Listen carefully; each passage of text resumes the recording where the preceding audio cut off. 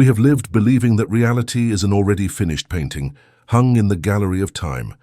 A painting that we can only observe, admire, or lament, but never change.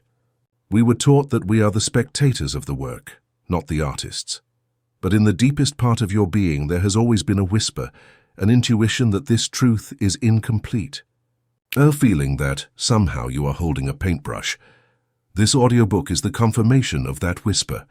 It is the revelation that reality is not a finished painting. It is a blank canvas.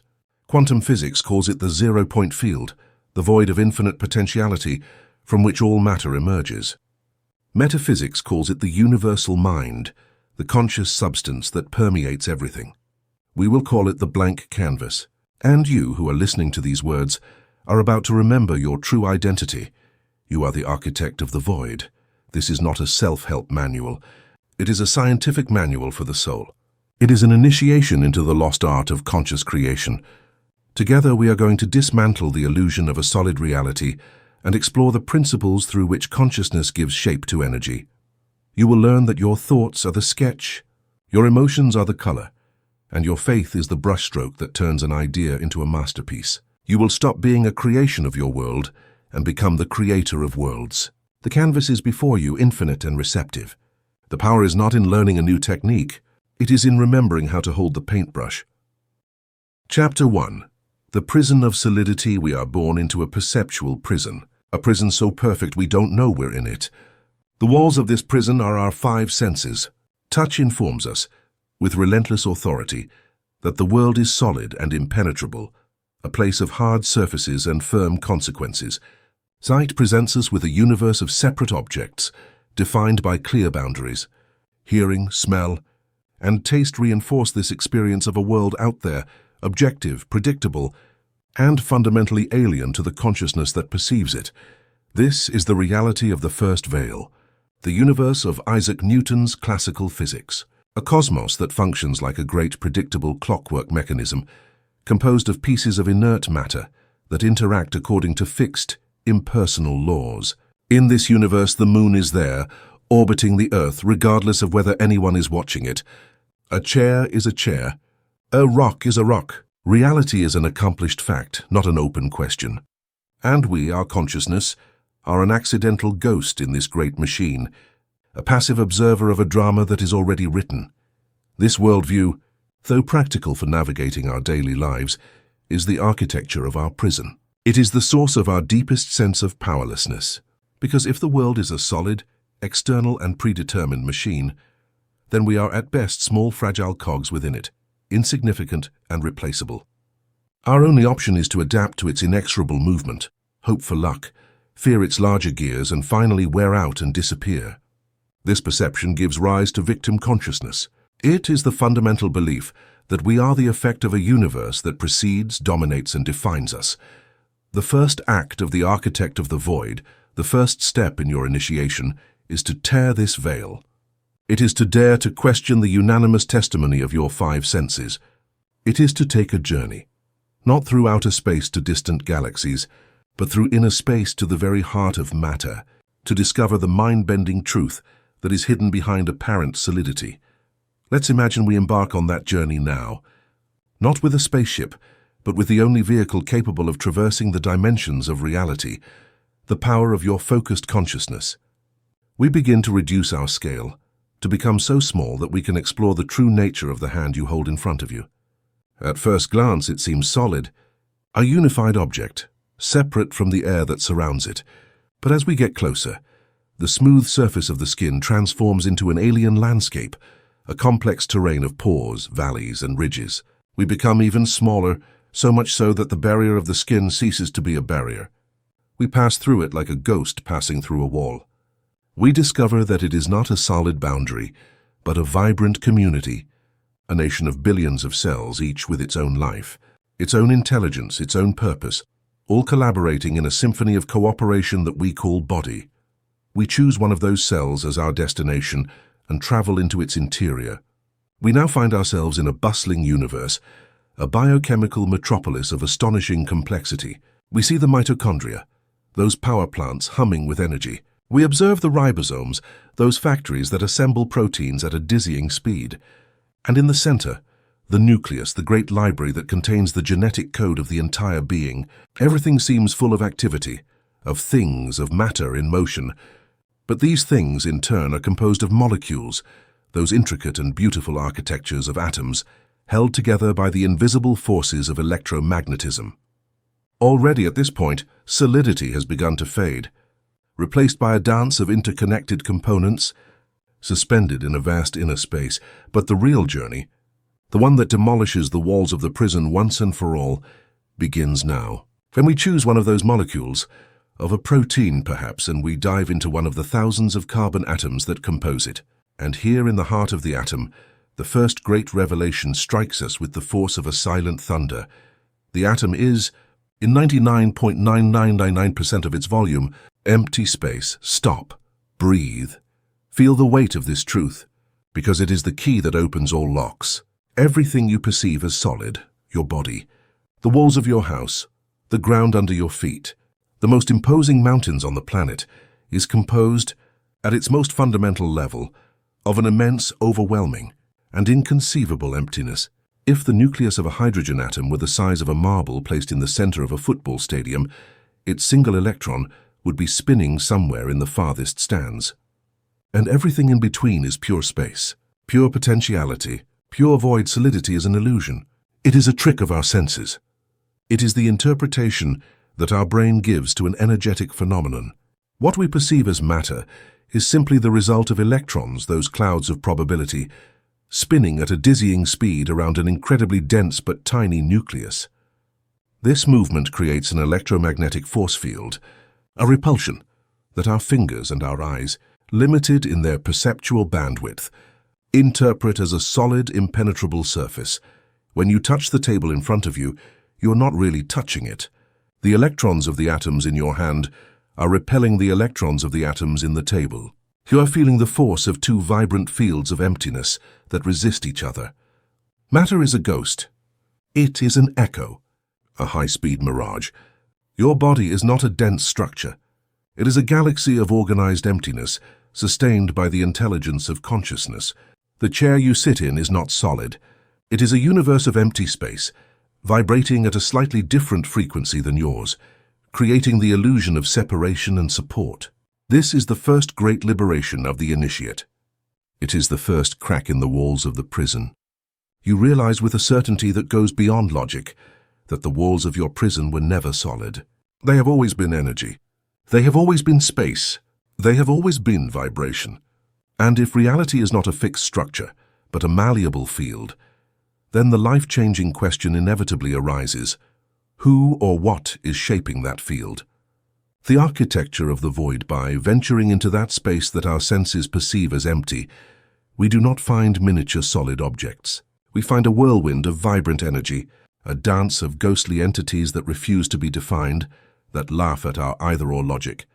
Entities that, depending on how they are looked at, sometimes behave as particles, precise localized points in space, and sometimes as waves, fields of probability extended in time, existing in multiple places at once. Reality at its most fundamental level is not made of anything solid.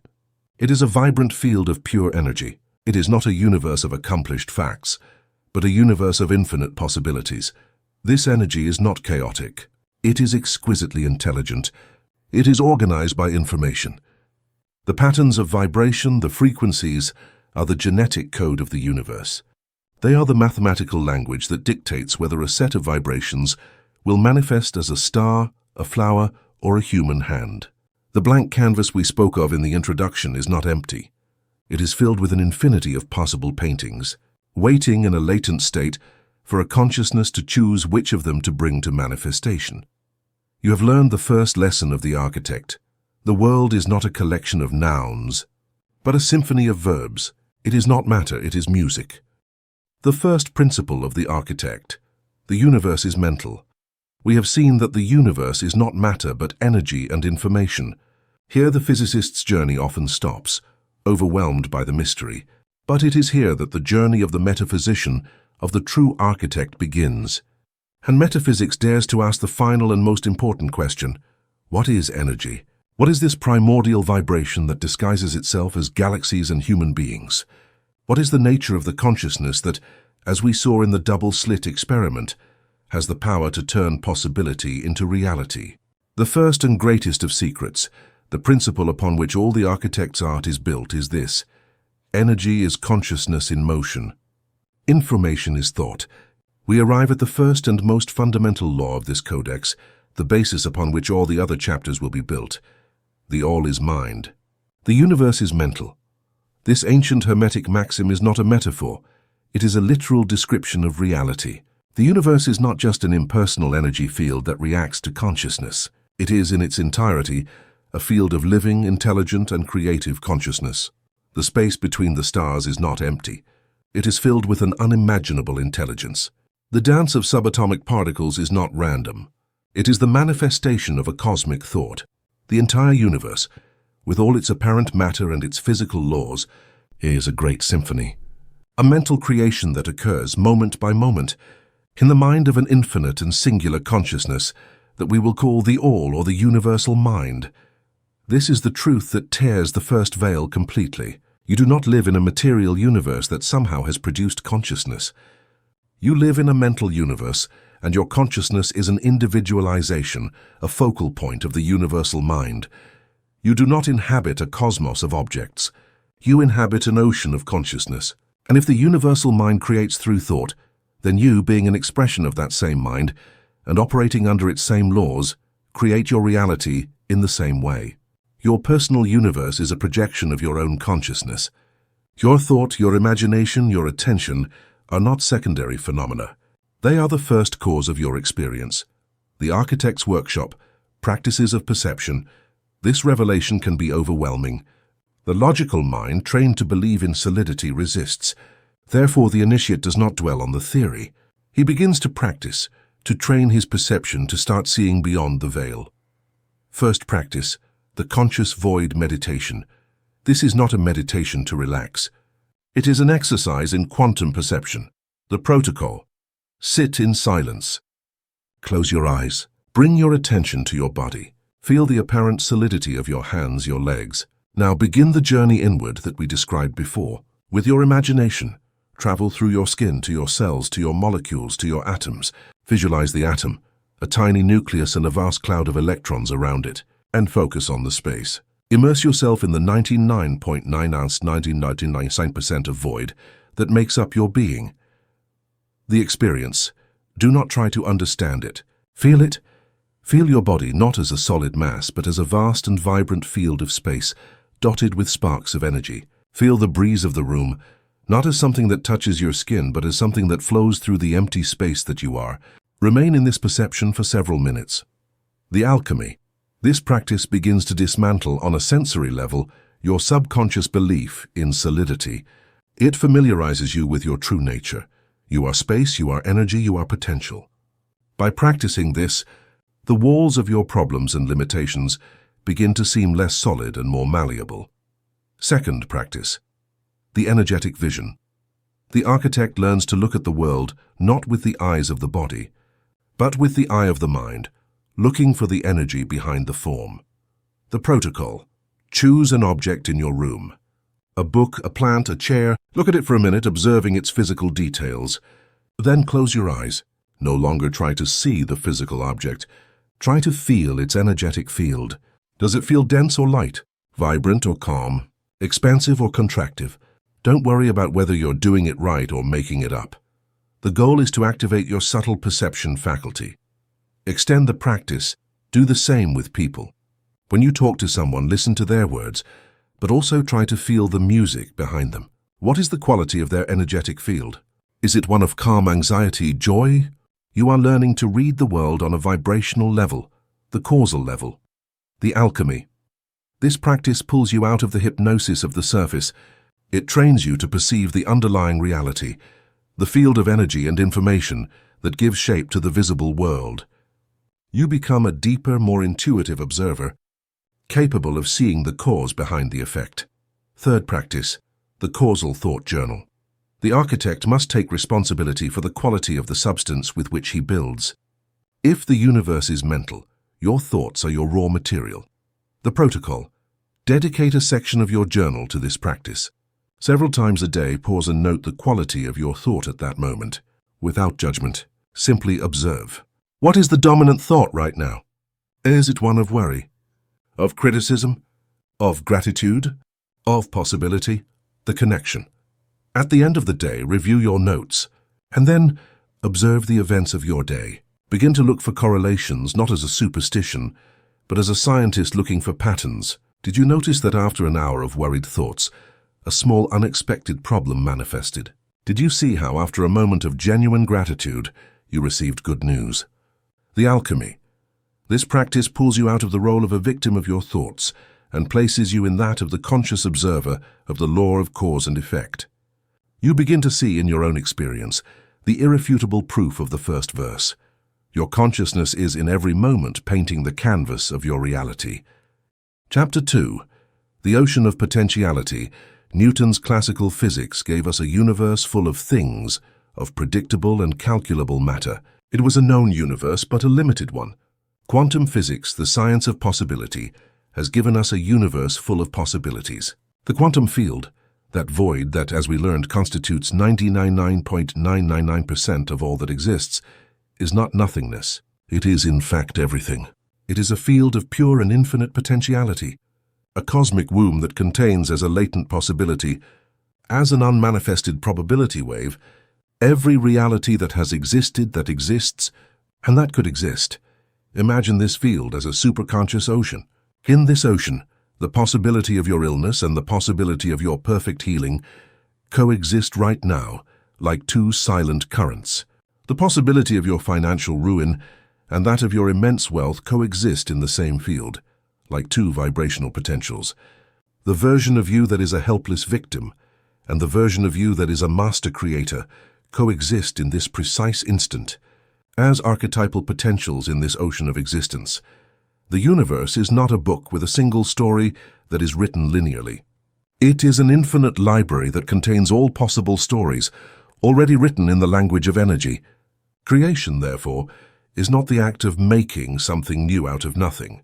It is the act of selecting a possibility that already exists from the vast catalogue of the field. It is the art of tuning your consciousness to the frequency of a pre-existing reality to attract it from the realm of potentiality to the realm of experience. The consciousness as the eye of the hurricane. The observer effect. If all possibilities already exist as waves in this ocean, what determines which of them manifests in our three-dimensional experience? What turns an ethereal probability wave into a tangible experience particle? This is where we arrive at the most disconcerting, most revolutionary and at the same time, most empowering discovery in all of science, the pillar on which all the architect's work is built. It is the observer effect. The famous double-slit experiment, as we explored in the previous chapter, proved this principle in an irrefutable way. When physicists shot electrons toward a screen, without observing them, the electrons behaved as waves existing in a state of pure potentiality. But the moment they turned on a detector to observe which of the slits they passed through, the behavior of reality changed instantly. The electrons stopped being waves and collapsed into defined particles. The implication of this is so profound that it shakes the foundations of our worldview. The simple act of consciousness, the act of observing, is not a passive act. It is a creative act. Consciousness does not see a pre-existing reality. It participates in its creation. It is the factor that collapses the infinite potentiality of the field into a defined and singular experience. The physicist John Archibald Wheeler, a giant of quantum physics, called it a participatory universe. The universe, he said, does not exist out there, independently of us. We are inextricably part of it. We are the molders and the creators. Your attention is not passive, it is creative. It does not just illuminate reality. It invokes it from the void, the collapse of the wave in your life, the physics of perception. This is not a simple laboratory curiosity. It is the law that governs your life at this very instant, with every thought you have and every feeling you harbor. The universe of your personal experience is a quantum field of infinite possibilities, and your consciousness, through the lens of your beliefs and the vibration of your feelings, is the observer that is constantly collapsing those possibilities into the reality you call your life. When you wake up in the morning and your first belief is, today is going to be a difficult day, you are acting as the detector in the double slit.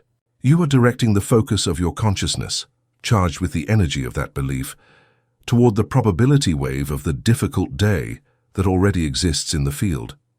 And the quantum field, which does not judge, which is impersonally obedient, fulfills your observation. It collapses that potentiality into your reality. Throughout the day, your perceptual filter, your reticular activation system, will be in charge of showing you all the evidence that confirms your original observation. The traffic, the difficult phone call, the negative comment. When, on the contrary, you wake up and, despite the circumstances, deliberately choose to adopt the perception that today is a day full of wonderful opportunities and synchronicities, you are directing your consciousness toward a completely different probability wave.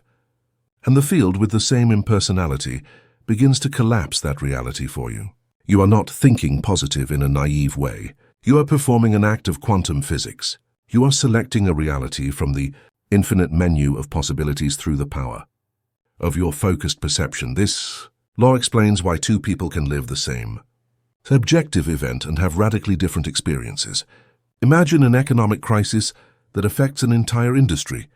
Person A observes it through a lens of scarcity and fear. His dominant thoughts are, this is a catastrophe.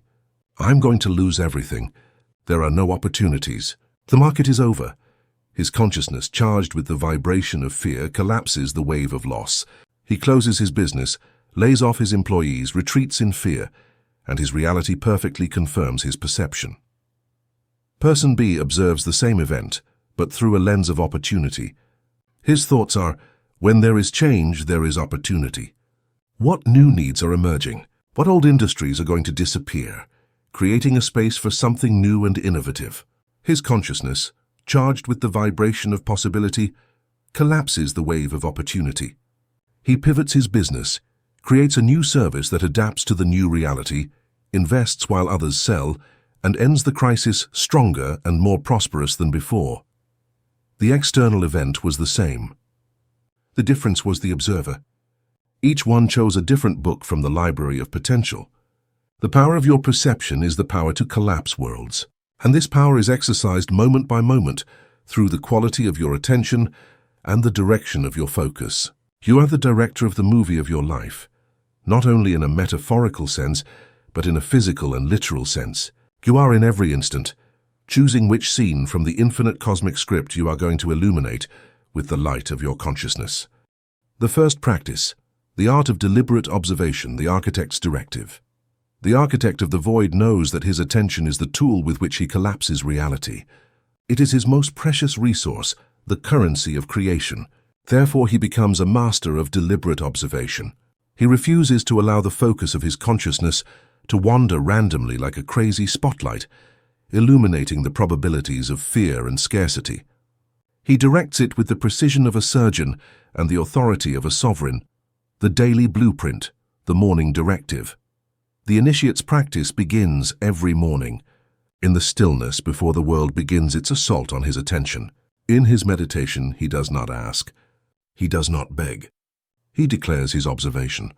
He knows that his brain possesses a guardian, the reticular activation system, whose job is to filter the billions of bits of sensory information and present him only with what it considers important. Without a directive, this guardian will, by default, show him evidence of his past beliefs and possible threats.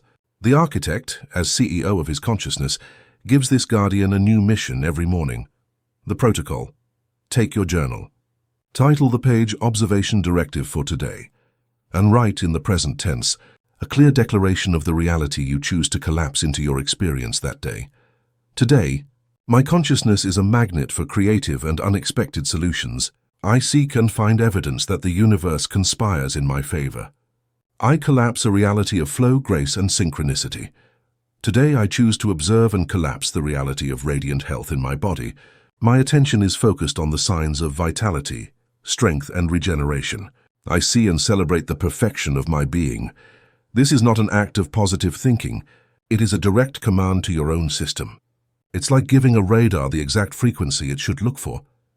Having established the directive, your subconscious and your RAS will work for you all day, seeking and presenting you only with the evidence that matches your deliberate observation. The as-if observation, the quantum reframe. The master learns to look at his current reality, which he knows is only an echo of his past observations, through the lens of his desired future. He does not deny the facts of his five senses, but he refuses to give them his creative power. This is the practice of quantum reframing. It is an act of withdrawing your energy from the appearance of the problem and reinvesting it in the truth of the solution. When looking at an unexpected bill, the untrained observer collapses the reality of debt and scarcity. The master chooses to observe it as proof of the flow of energy, as an opportunity to be grateful for the circulation of the abundance that already exists and is on its way to cover that need and more. When experiencing a physical symptom, the default observer collapses illness. The master chooses to observe it as the intelligence of my body communicating with me, or as energy in the process of recalibration toward perfect health. In each case, you don't deny the fact. You change the observation about the fact. This is the art of withdrawing your energy, your projector's light from the movie of the problem, and deliberately focusing it on the scene of the solution. And what you illuminate with your observation is what you collapse into your experience. The second practice, the vibrational tuning of the gaze, the heart of the projector. The architect understands that observation by itself is only half of the equation. The detector in the double-slit experiment collapses the particle, but it does not determine the quality of that particle. For your observation to be powerfully creative, it must be charged with a frequency, with an energy. The quantum field does not respond to a cold analytical gaze. It responds to an ardent heart. Your practice, therefore, is to infuse your observation with the feeling of the wish fulfilled. As we learned in the second verse, emotion is the music the universe hears. It is the magnetic field that gives your vision its power of attraction. Therefore, the initiate fuses the Creator's eye, the third verse, with the soul's frequency, the second verse. The fusion protocol. In your inner workshop, in your daily meditation, you perform this sacred fusion. Generate the frequency. First, you use the tools you already know. Through heart breathing and emotional evocation, you generate in your body the feeling of your wish already fulfilled. Don't just think it, feel it. Feel the gratitude, the relief, the freedom, the joy. Become the music. Hold the image. Now, while maintaining that vibration in your heart, bring to the screen of your mind the clear, simple image of your vision. Hold the image with the eye of your Creator, with a serene and stable focus. Perform the fusion. Imagine that the radiant and coherent energy emanating from your heart rises as a beam of coherent light and fuses with the image in your mind. Observe how the image, which was perhaps just a simple photograph before, now becomes luminous, vibrant, three-dimensional, charged with life by the energy of your feeling. The alchemy. This emotion-charged observation is the most coherent and potent signal that can be sent to the quantum field. The clear image, your thought, your vision, is the electrical coordinate that tells the universe what to collapse. The elevated emotion, your feeling, is the magnetic charge that tells it with what force and speed to collapse it. You are combining direction with power, the blueprint with the energy. You are operating as a true master creator. You have deciphered the third verse of the Codex in its entirety, both in its theory and in its practice. You are no longer a victim of a random universe that happens to you. You are the sovereign observer, who with the gaze of his consciousness shapes the dream of existence. Your attention is not a passive act. It is the most potent creative force in the cosmos. Every moment of your day is a choice. What reality do I choose to observe and therefore collapse into my experience now? The reality of fear or of love, of scarcity or of abundance, of conflict or of peace. Chapter 3. The universe is a thought. The ancient Hermetic axiom, the basis of all metaphysics and magic, declares it with a simplicity that conceals its immense and dizzying power. The all is mind. The universe is mental. Let these words resonate within your being. They are not a metaphor. They are not a poetic philosophy. They are the most precise and literal description of the architecture of reality. It means that the fundamental substance of everything that exists, the sun that warms you, the chair you sit in, the money in your pocket. Your own body is not, at its root, matter or energy, but consciousness. The best way to understand this is through the analogy of a dream. When you are dreaming at night, the world of your dream seems completely real. It is solid, vivid, full of color and sound.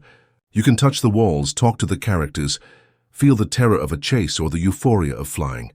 But what is that world made of? It is not made of matter. It is not made of atoms. It is made of a single, unique substance, your own consciousness. The landscape, the characters, the laws of physics of your dream. Everything is a thought, a holographic projection that occurs within your mind. Metaphysics teaches us that the physical universe, the one you call reality, operates under the same single principle. It is a coherent, sustained, and shared dream that occurs in the mind of an infinite and universal consciousness, which we can call the universal mind or the all. The entire universe, with all its galaxies, its quasars, and its seemingly immutable laws, is a great thought, an imaginary work of art, projected by a cosmic mind, the two minds, the creator and the medium. This idea may seem abstract and distant, relegating us to the role of simple characters in a distant God's dream. But this is where the second Hermetic principle, as it is above, so it is below, returns our sovereign power to us. If the universal mind creates through thought, then you, as an individualization, a focal point of that same mind, operate under the same law. Your mind is not an isolated and biological system confined to your skull. It is a fractal of the universal mind, a center of thought within a universe of thought, with the same inherent creative capacity. Your consciousness, like that of the all, expresses itself through two major modalities, the conscious mind and the subconscious mind. Understanding the relationship between these two is the key to becoming a deliberate architect. Your conscious mind is the creator, the architect. It is the spark of the universal mind that resides in you. It is the seat of your free will, your capacity to choose, to reason, and above all, to create an original thought. When you have an idea for a new business, when you imagine a vacation, when you set a goal or a vision, it is your conscious mind that is acting as the architect, drawing a new mental blueprint in the substance of consciousness. It is the masculine aspect of creation, the one who directs, who chooses, who plants the seed. Your subconscious mind is the medium, the builder. It is your personal connection to the creative and impersonal substance of the universal mind. It is the womb, the fertile ground, the feminine aspect of creation. It does not reason. It does not choose. It is completely impersonal and obedient. Its sole and loyal function is to take the blueprints that your conscious mind gives it with conviction and feeling, and use the infinite power of the universe to build them in the physical world, without questioning whether the blueprint is good or bad. It is the master builder, the faithful constructor who works tirelessly, day and night, to materialize the design that has been given to it. The fundamental problem of the human condition, the reason we live default lives, is that we have abdicated our role as conscious architects. We have left the door of our office open. We have allowed our conscious mind to be filled, unfiltered, with blueprints created by others, the limiting beliefs of our parents, the hypnotic suggestions of the media, the fears and anxieties of the collective consciousness, and our subconscious, in its impersonal loyalty, has received these second-hand blueprints and has faithfully built them into our reality, creating a life that is not our own, but a reflection of our external programming. The law that the universe is a thought gives you back your power. It awakens you from the trance. It reminds you that you are the thinker. And if you are the thinker, you are the first cause of your own experience. You can close the door of your office, fire the uninvited architects, take a blank canvas and begin at last to design your own creation. The physics of thought, thought as organized. Vibration, accepting that the universe is mental, is the first step. The second is to understand how a thought, that seemingly ethereal thing, can influence reality. A thought is not just an abstract idea. Within a mental universe, a thought is an organized vibration. It is a specific frequency in the ocean of consciousness. A thought of fear is not just the idea of danger. It is a specific frequency, a vibration of contraction, that organizes the energy around it into a pattern of chaos and defense. A thought of love is not just a noble feeling. It is a coherent frequency, a vibration of expansion that organizes the energy around it into a pattern of harmony and attraction. Your conscious mind is the radio station. Your thoughts are the songs you choose to broadcast. Your subconscious mind is the amplifier that takes that signal and transmits it with immense power to the universal field. And the universe, which is a resonance field, reflects that music in the form of the circumstances and events of your life. The master architect understands this. He knows that his job is not just to think positive. His job is to become a master of frequency. He learns to choose his thoughts with the same precision with which a musician chooses notes, knowing that he is composing the symphony of his own existence.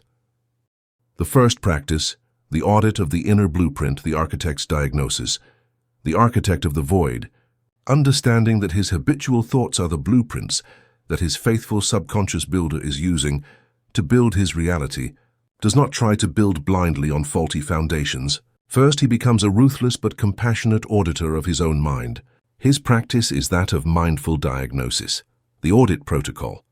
In your daily meditation, you don't sit with the goal of stopping your thoughts. That is the beginner's mistake. You sit to listen to them. You become an architect who, with the flashlight of his consciousness, descends into the dusty archives of his mind to review the blueprints that his team has been using by default for years. Step 1. The silent witness. Sit in silence, focus on your breath, and simply listen to the chatter of your mind without intervening. Do not judge. Do not analyze. Just observe. What does your mind talk about when you are not directing it? Step 2. The identification of the master blueprints. Begin to identify the recurring themes, the repetitive designs that your mind uses over and over again. Are there blueprints of worry that constantly build scenarios of catastrophic futures? Are there blueprints of criticism that tirelessly seek flaws in yourself and in others? Are there blueprints of nostalgia that live trapped in the glory or pain of the past? Step 3. The discovery of structural flaws. Beneath these repetitive designs, you will find the structural flaws, the fundamental limiting beliefs that support your current edifice. They are those phrases that your mind repeats like an unconscious mantra. I'm not enough. The world is a dangerous place. Money is hard to get. I will never find love. Write them down. Drag them from the darkness of the subconscious into the light of consciousness. The alchemy. This act of non-judgmental observation is the first and most crucial step to taking control. You cannot redesign a building if you don't know how it is built. By identifying your thought patterns and your limiting beliefs, you stop being their slave. You see them for what they are, not the truth, but old mental habits, inherited programs. Consciousness by itself begins to dissolve their power. The second practice, deliberate design, the model workshop. Once the old blueprints have been audited and their flaws recognized, the architect takes his drawing table, the sacred canvas of his imagination, and begins the art of deliberate design. The initiate does not limit himself to wishing for a better future. He designs it with the precision of an engineer and the passion of an artist. The design protocol. In the workshop of your imagination, you build the model of your new reality. Step 1. The project choice. Choose one area of your life to redesign. Don't try to redesign your entire universe at once. Start with one project, your health, your career, a relationship. Step 2. The creation of the sensory model. Close your eyes, and using the tool we will explore in the next chapter, your imagination, you begin to build the model. You don't think about it. You enter into it. If your project is health, don't just think I am healthy. Walk inside your model of health. Feel the vibrant energy in your muscles. Feel the ease of your deep breathing. Hear your doctor telling you with awe that your results are perfect. If your project is prosperity, don't just think I am rich. Enter your dream office. Feel the texture of your wooden desk.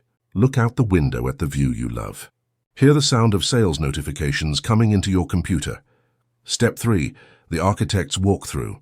Dedicate time each day to walking through this model. Familiarize yourself with it. Add details. Make it so vivid, so sensorially rich, so real, that your subconscious mind has no choice but to accept it as the new priority construction project. The alchemy. Your subconscious mind is the builder. It cannot build something it cannot see. By creating a detailed and coherent mental model, you're giving it a clear and unambiguous blueprint. You are replacing the old and flawed blueprints of fear and limitation with a new master design of power and possibility. The third practice, the project approval, the seal of feeling.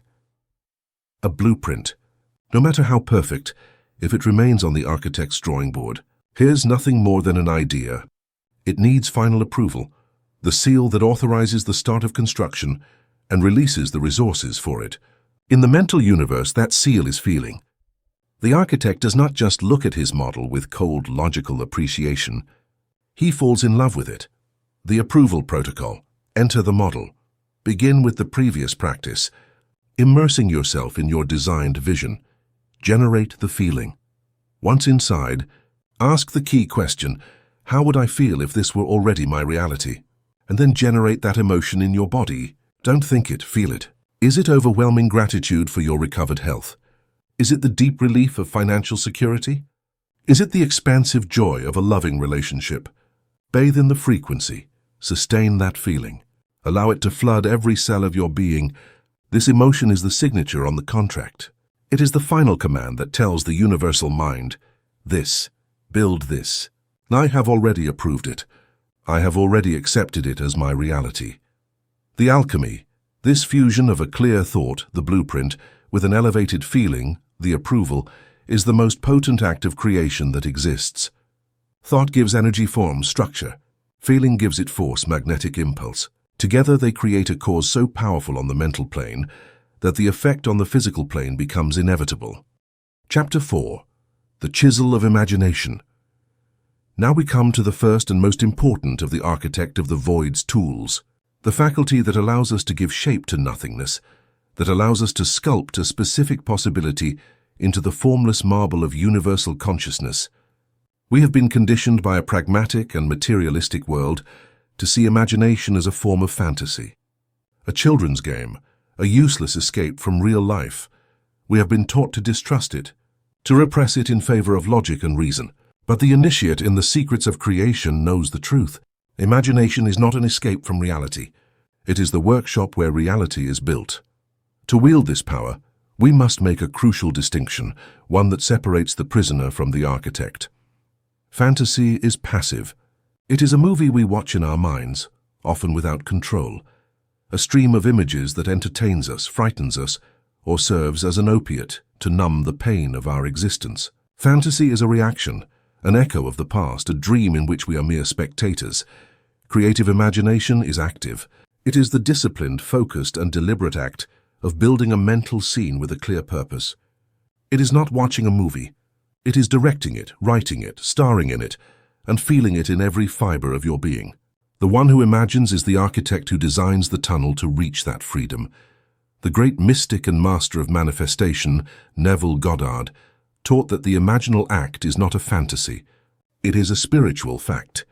It is an event that occurs in the fourth dimension, the causal plane of existence, and that, if it is persisted in with feeling and faith, must inevitably project itself into the three-dimensional world of effects. The metaphysics of the imaginal act, the science of mental sculpting. The power of imagination is not a superstition. It is a law of the mind, a technology of consciousness that operates through precise mechanisms. To understand these mechanisms is to go from being a dreamer to being a reality engineer. The subconscious thinks in images.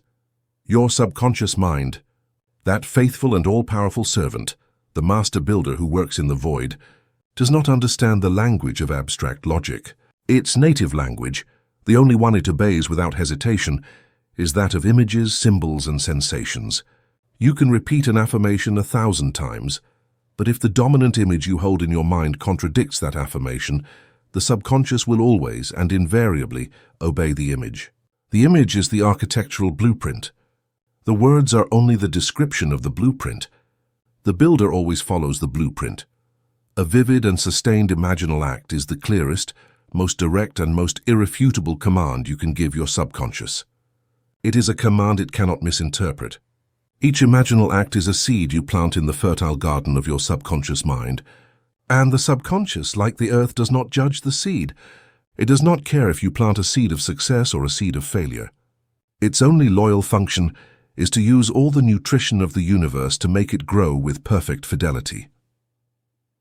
The law of the mental equivalent, a fundamental principle of metaphysics, an operational law of creation, is the law of the mental equivalent. This law states with elegant simplicity that you cannot manifest something in your life until you have first created its equivalent, its prototype, its vibrational anchor, in your mind. You cannot attract wealth if your consciousness is habitually filled with images and feelings of scarcity. You cannot attract love if your mind is saturated with images of loneliness, betrayal, and distrust. The universe cannot deliver a package for which you do not have a mental and vibrational address. The act of disciplined imagination is the process of deliberately building that mental equivalent. It is like a sculptor who creates a perfect plaster mold. Once the mental mold, clear, precise, and charged with feeling, has been created and sustained with faith, the universal substance, the formless energy of the quantum field, has no choice but to pour into it and solidify into that exact form. Therefore, the practice of imagination is not an act of asking or wishing, which are born of lack. It is an act of construction. You are manufacturing on the causal plane the mold that physical reality is obligated to fill.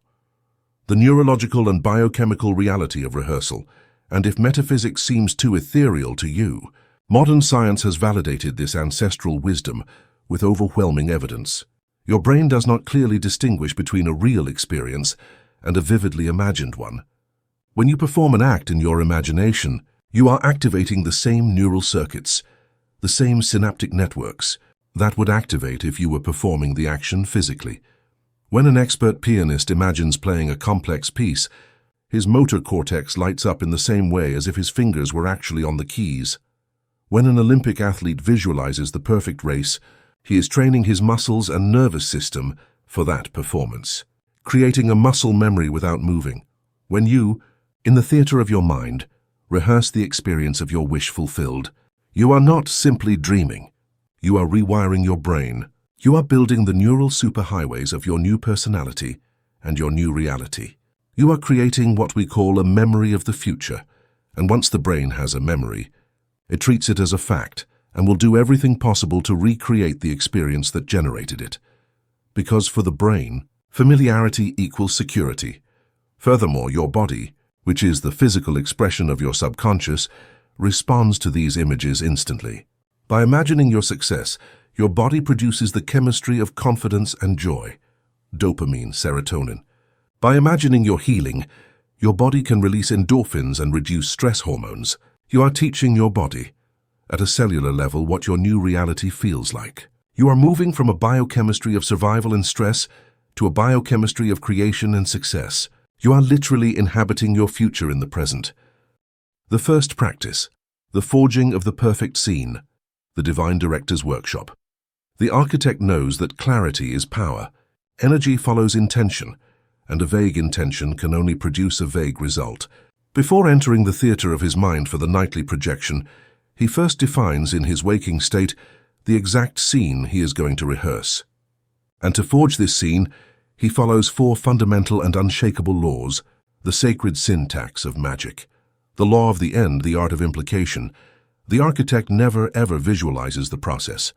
He never imagines the how he will get to his desire. He knows that is the work of universal intelligence, and that his attempt to dictate the logistics is an interference, an act of doubt that is born of the logical mind. Imagining the process, the call, the negotiation, the journey, invites the guardian of the old reality to introduce thousands of variables and possible points of failure, creating a weak and anxiety-filled energetic signal. Instead, the initiate transports himself, with a quantum leap of consciousness, directly to the end. He chooses a short, simple, and powerful scene that implies his desire is already an accomplished fact. If his desire is a promotion, he doesn't imagine the job interview. He imagines the moment, a week after getting the job, when a trusted colleague shakes his hand and says, "Congratulations, I knew you'd get it. You're doing an incredible job." If his desire is physical healing, he doesn't visualize surgeries or treatments. He imagines himself performing an activity he loves and couldn't do before. Running on the beach, lifting a grandchild in his arms, and feeling the wave of gratitude and vitality in his body. The final scene is the declaration that the how has already been solved by a higher intelligence. It is the purest act of faith. The law of the first person, the art of embodiment. This is the most common mistake of the beginner. He sees his scene as if he were watching a movie about himself. He observes a he or a she on the screen of his mind succeeding. This is a passive fantasy, not an active creation. It creates a separation between the observer and the experience. The initiate knows that he must be the protagonist. The scene is always lived through his own eyes. You don't see yourself driving your dream car. You feel your hands on the leather steering wheel. You see the dashboard through your own eyes. You feel the acceleration in your back. You don't see yourself receiving a hug. You feel that person's arms around you. You smell their perfume. You feel the warmth of their body against yours. Living the scene in the first person is what turns it from an image into a neurological experience. It is the key to tricking the brain into believing the event is already real. The law of sensory richness, the art of giving flesh to the ghost. A thought is a ghost. The magician knows that for the subconscious, the mind of the body, to accept an idea, it must be given flesh and bones. The scene must be sensorially rich and dense. Before your practice, define the details. Sight. What colors, shapes, and lights do you see? Is it day or night? Are you inside or out? Hearing. What specific sounds do you hear? Are there voices, music, the sound of the wind? A peaceful silence? Touch. What do you feel on your skin? The temperature of the air? The texture of a fabric? The weight of an object in your hand? Smell and taste. Are there any distinctive aromas or flavors? The smell of freshly baked bread, the taste of celebratory wine, the scent of rain on the earth. The more sensory details you can weave into your 10-second scene, the more real and convincing it will be for your nervous system. You are building a memory, and memories are made of sensations. The law of feeling, the seal of Amen. Finally, we come to the alchemical ingredient, the fire that melts the image into the subconscious. The scene is the mold. Feeling is the molten metal that fills it. An image without feeling is a blueprint without energy, a command without authority. The goal of the entire practice is not to see an image, but to generate the feeling of the wish fulfilled. While living your sensory scene, ask yourself, what would be the predominant feeling if this were real right now? Often it is not an overflowing euphoria. It is a deeper, more serene feeling. It is relief. The deep exhale of knowing that the struggle is over. It is gratitude. The overflow of the heart upon recognizing the blessing. It is naturalness. The calm of feeling that at last, everything is in its right place. This feeling is the vibrational signature of your creation. It is the seal of Amen that tells the universe and your subconscious, it is done. The second practice, the nightly writing, subconscious impregnation. The master scribe knows that there is a time of day when the parchment of the subconscious is most receptive, a time when the guardian of the logical and critical mind lowers its defenses. It is the hypnagogic state, that magical, drowsy portal between waking and sleeping. Every night you prepare for your sculpting ritual, the protocol. You lie down in bed. You completely relax your body from your toes to your head. You let go of the day's worries. And once you feel that the logical mind, the guardian of the old reality, is beginning to doze off, when your thoughts become more fluid and dreamlike, you begin the rehearsal. The sensory loop, you don't force it. With a gentle, effortless intention, you enter your short, perfect scene, the one you have already forged with the 4 laws. You live it in the first person, with all your senses focusing on generating the feeling of the wish fulfilled. You feel the texture of the signed document. You hear the word of congratulation. You feel the wave of gratitude in your chest, the soul's lullaby. And then the curtain falls. You return to the beginning of the brief scene and repeat it, gently, over and over. Like a lullaby you sing to yourself, like a soft sensory mantra. The goal is not to stay awake, but to fall asleep inside the scene. Let the feeling of your wish fulfilled be the last thing your consciousness experiences before entering the realm of sleep. This act of impregnating the subconscious mind just before sleep is perhaps the most potent act of manifestation there is. It is handing the finished and sealed blueprint to the master builder just before he begins his 8-hour shift of building your world. While you sleep, he works. Chapter 5. The fire of feeling. Our civilization, in its admirable pursuit of knowledge, has been built on the altar of the rational mind. Since the Enlightenment, we have learned to deify logic, analysis, and intellect.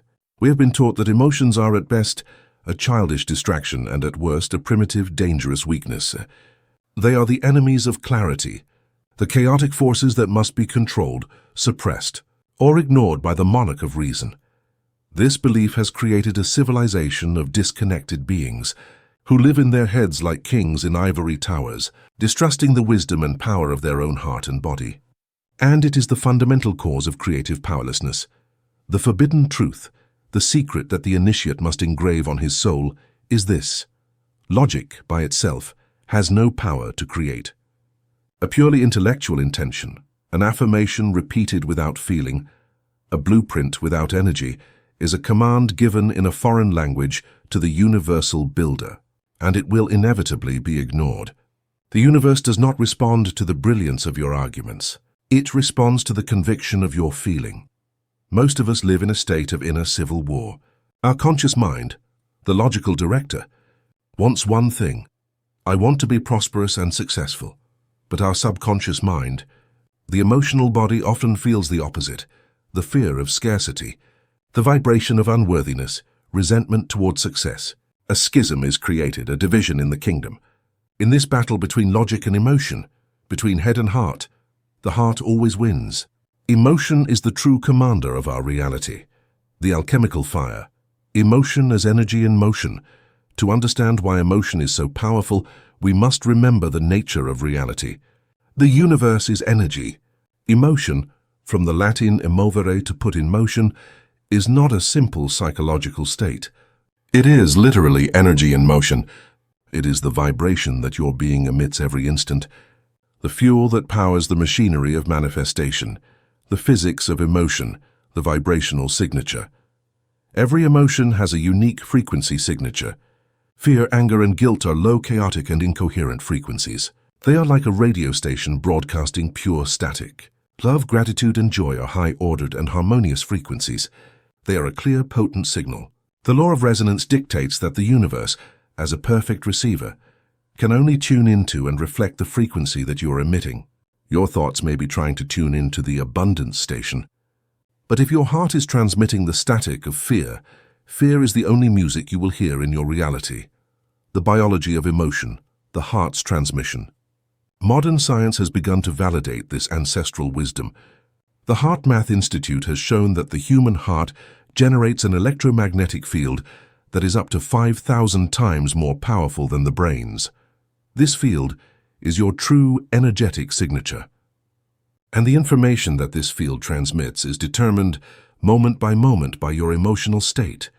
When you feel emotions of gratitude and appreciation, your heart rhythm becomes coherent, creating a smooth and harmonious wave. This coherent signal not only tells every cell in your body to enter a mode of repair and growth, it also emits a powerful signal of order and harmony to the quantum field. The psychology of emotion, the language of the subconscious. Your subconscious mind, the master builder who translates your blueprints into physical reality, is the emotional mind. It is not impressed by your logical arguments. It is impressed by the truth of your heart. Feeling is the bridge that carries the idea from your conscious mind to the depths of your subconscious to be executed. A belief without feeling is a command without authority. A belief charged with the conviction of a deep feeling is a decree that the subconscious cannot disobey. The initiate therefore knows that his job is not just to think about his vision. His job is to color it. It is to take the black and white image of his imagination and paint it with the vibrant, saturated colors of the emotion of the wish fulfilled, the feeling of the wish fulfilled, the master key of creation. With this understanding, we get to the heart of practical metaphysics, to the secret that all the great masters, from Buddha to Neville, Goddard, have taught. The secret is not to think about your desire. It is to feel your desire. And not just any feeling. It is the art of deliberately generating the feeling of the wish already fulfilled. You don't wait to receive the money to feel grateful and secure. You generate the feeling of gratitude and security first, and that feeling becomes the magnet, that attracts the money. You don't wait to find the perfect partner to feel loved and whole. You generate a state of love and wholeness in your own heart first, and that state becomes the lighthouse that guides the right person to you. Imagine two people who want to manifest a loving relationship. The first focuses on logic and action. She does all the right things, but her inner state, her emotional fuel, is one of loneliness and neediness. Her vibration silently shouts, "I need someone to complete me," and, by the law of the mirror, she attracts people who reflect that need, often creating relationships of codependence or frustration. The second person, the initiate in the secrets, begins her work on the inside. Her first question is not, "What should I do?" But how would I feel if I were already in the most perfect love relationship I can imagine? She sits in silence and cultivates that feeling. She feels the peace, the connection, the joy, the security. She bathes in that emotion until it becomes a familiar state, her new vibrational home. And only then, if she feels the impulse, does she take an action in the external world. But now her actions are imbued with the energy of wholeness, not of neediness. Her magnetic vibration is that of someone who is already loved. And the universe must, by law, present her with a reflection that corresponds to that beautiful and coherent signal. Feeling is the prayer that is always heard. It is the true cause. Everything else is the effect. The anatomy of creative emotion, inks of lack and inks of wholeness. Not all emotions are equal in their creative power. There are two categories, emotions born of lack and those born of wholeness. Emotions of lack, the ink of the shadow. These are emotions like longing, intense desire, or need. Although they seem positive, they are born from the perception that you don't have what you want. When you long for something, you are vibrating at the frequency of its lack in your life. It is a beautiful but painful energy that tells the universe, "This thing I love is not here." Need is a gripping vibration, a contracted energy that repels what it seeks. It is the frequency of the beggar, not the king. It tells the universe, "I am empty without this," reinforcing the emptiness. Hope, as we saw, is an admission of doubt. It is the possibility of failure-made emotion. These shadow inks, while they can give you an initial impulse, create resistance and keep your desire at a vibrational distance. They are the engine of pursuit, not of attraction. Emotions of wholeness, the golden ink. These are the emotions you would experience if your wish were already an accomplished fact. They are the ones you must cultivate in your inner workshop, because they correspond to the frequency of the already manifested reality. The three most potent, the three primary colors of the golden ink are gratitude, the frequency of reception, the unequivocal feeling of thank you because it's already mine, joy relief, the expansive vibration of freedom, of the problem solved, the silent celebration of success, love appreciation, the frequency of unity, the core vibration of the cosmos itself. It is loving your creation, appreciating the beauty of your vision, feeling a deep love for the you who already lives in that reality. The scribe's art is to learn to generate these emotions of wholeness at will, to feel them in his body as a present reality, even when the mirror of the world still shows a different image. The first practice, the somatic door, the body as an alchemical instrument. The master knows that emotion is not an abstract concept floating in the mind. It is an experience that lives in the body. Emotion is energy in motion. To change his emotion, he does not start by fighting the thoughts in his head. He starts by changing the posture and rhythm of his physical vehicle. His practice is to use physiology to generate psychology. The coherence breath, the alchemist's bellows. Your practice begins with your breath. It is the bridge between your worlds. You know that low vibration emotions produce fast, shallow breathing. High vibration emotions are associated with deep, slow diaphragmatic breathing. To change your state, you use your breath to change your emotion. The initiate simply begins to breathe slowly, deeply and rhythmically, feeling his abdomen expand and contract. This simple act is a direct command to your vagus nerve. It tells your system the threat has passed. The environment is safe, and the chemistry of calm begins to flow. The power pose, the geometry of confidence.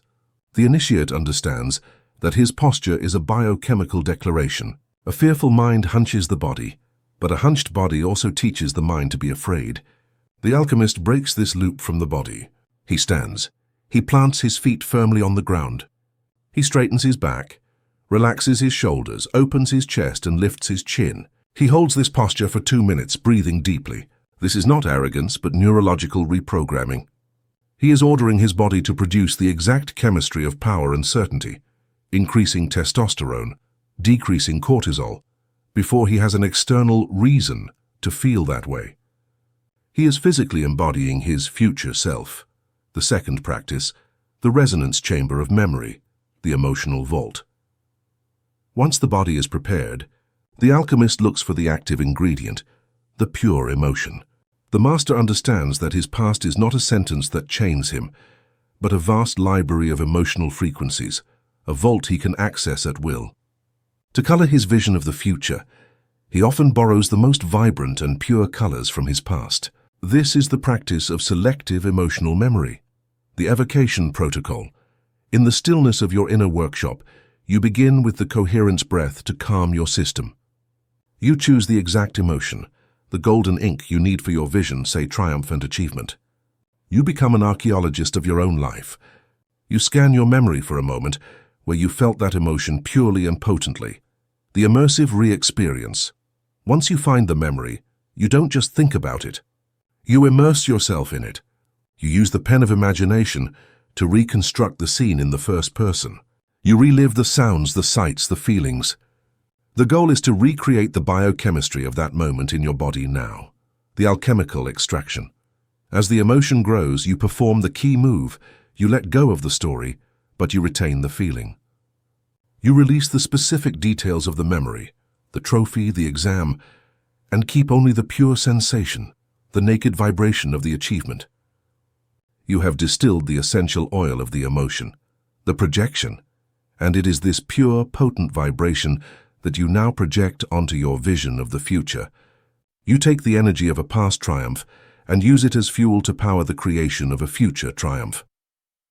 The third practice, the catalyst of art, vibrational environmental engineering. Finally, the initiate knows that he can use his environment as a powerful ally. Sound and image are catalysts that can change his emotional state in seconds. He becomes a conscious curator of his own vibrational environment. His practice is to create vibrational anchors, symphonies of the soul. He creates specific playlists, his symphonies, designed to evoke concrete states.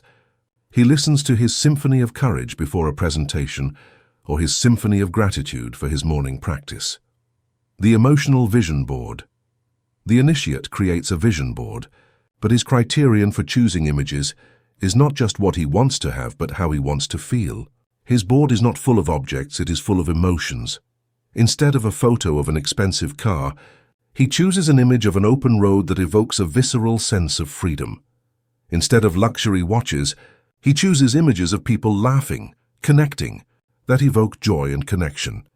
He places this board in a visible place, and he uses it not as a reminder of his goals, but as a visual tuning fork.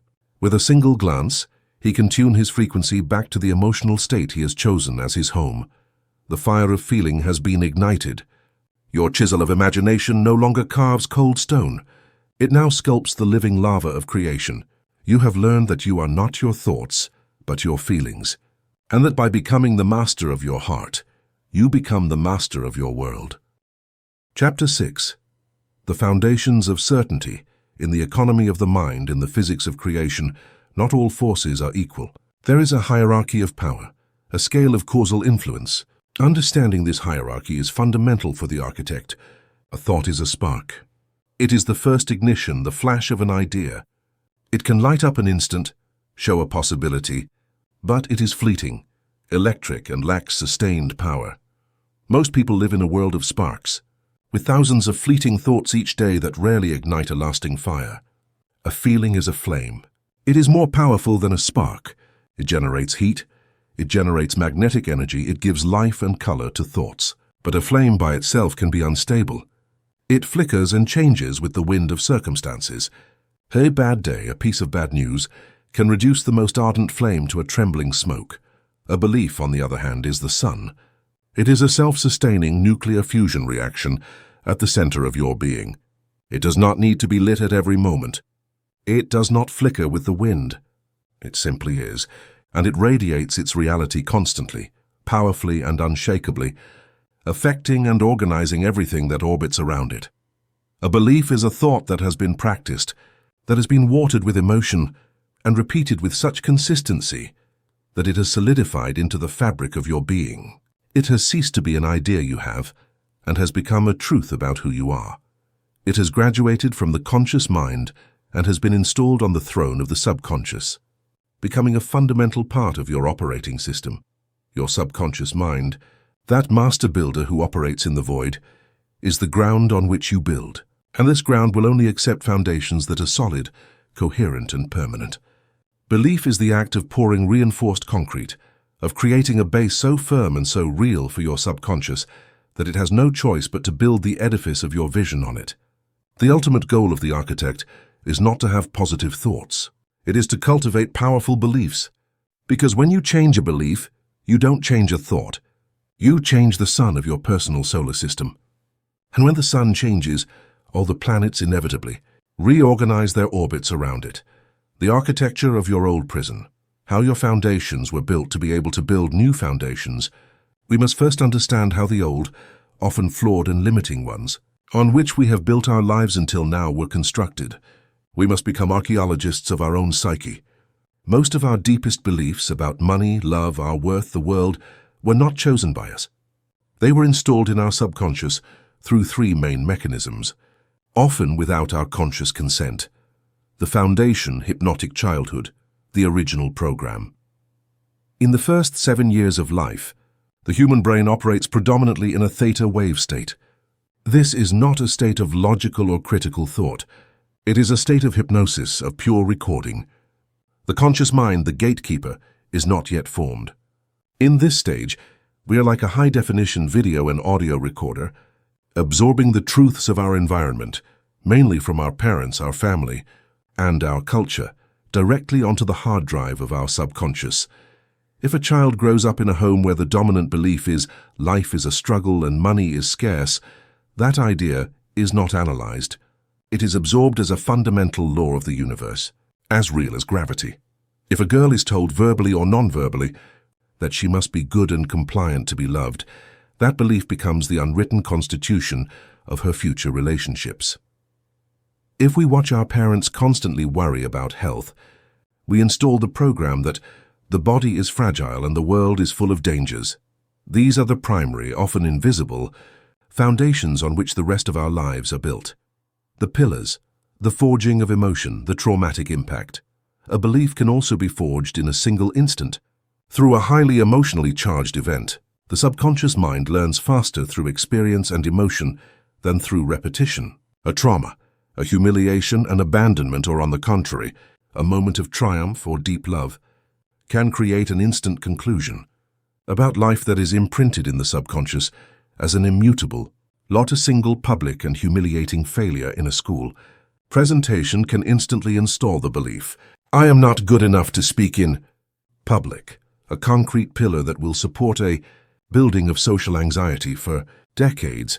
A first betrayal in a relationship can forge the belief people cannot be trusted, a pillar that will define a pattern of self-sabotage in future relationships. These high-impact emotional events are like earthquakes that create faults and pillars in the topography of our psyche, the mortar, the cement of repetition, the neural highway. Finally, simple thoughts, if repeated frequently enough, harden into beliefs. A thought like, I'm not good at this, repeated after every small mistake, eventually solidifies into the mortar of the belief, I am a failure.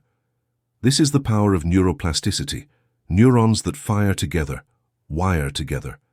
Repetition is the act of walking the same neural path over and over. At first it's a dirt road, but with enough traffic, it becomes a paved road and finally an 8-lane superhighway. That's why our old limiting beliefs feel so real and so difficult to change. We are fighting against decades of neurological infrastructure. The first practice, controlled demolition, the art of deconstructing the prison. The architect of consciousness does not fight his old beliefs with anger or frustration. He knows that's like hitting a concrete wall with bare hands. It only injures you and strengthens the old structure. Instead, he performs a controlled demolition, a process of conscious deconstruction that dissolves the old foundations from within, stripping them of their power brick by brick.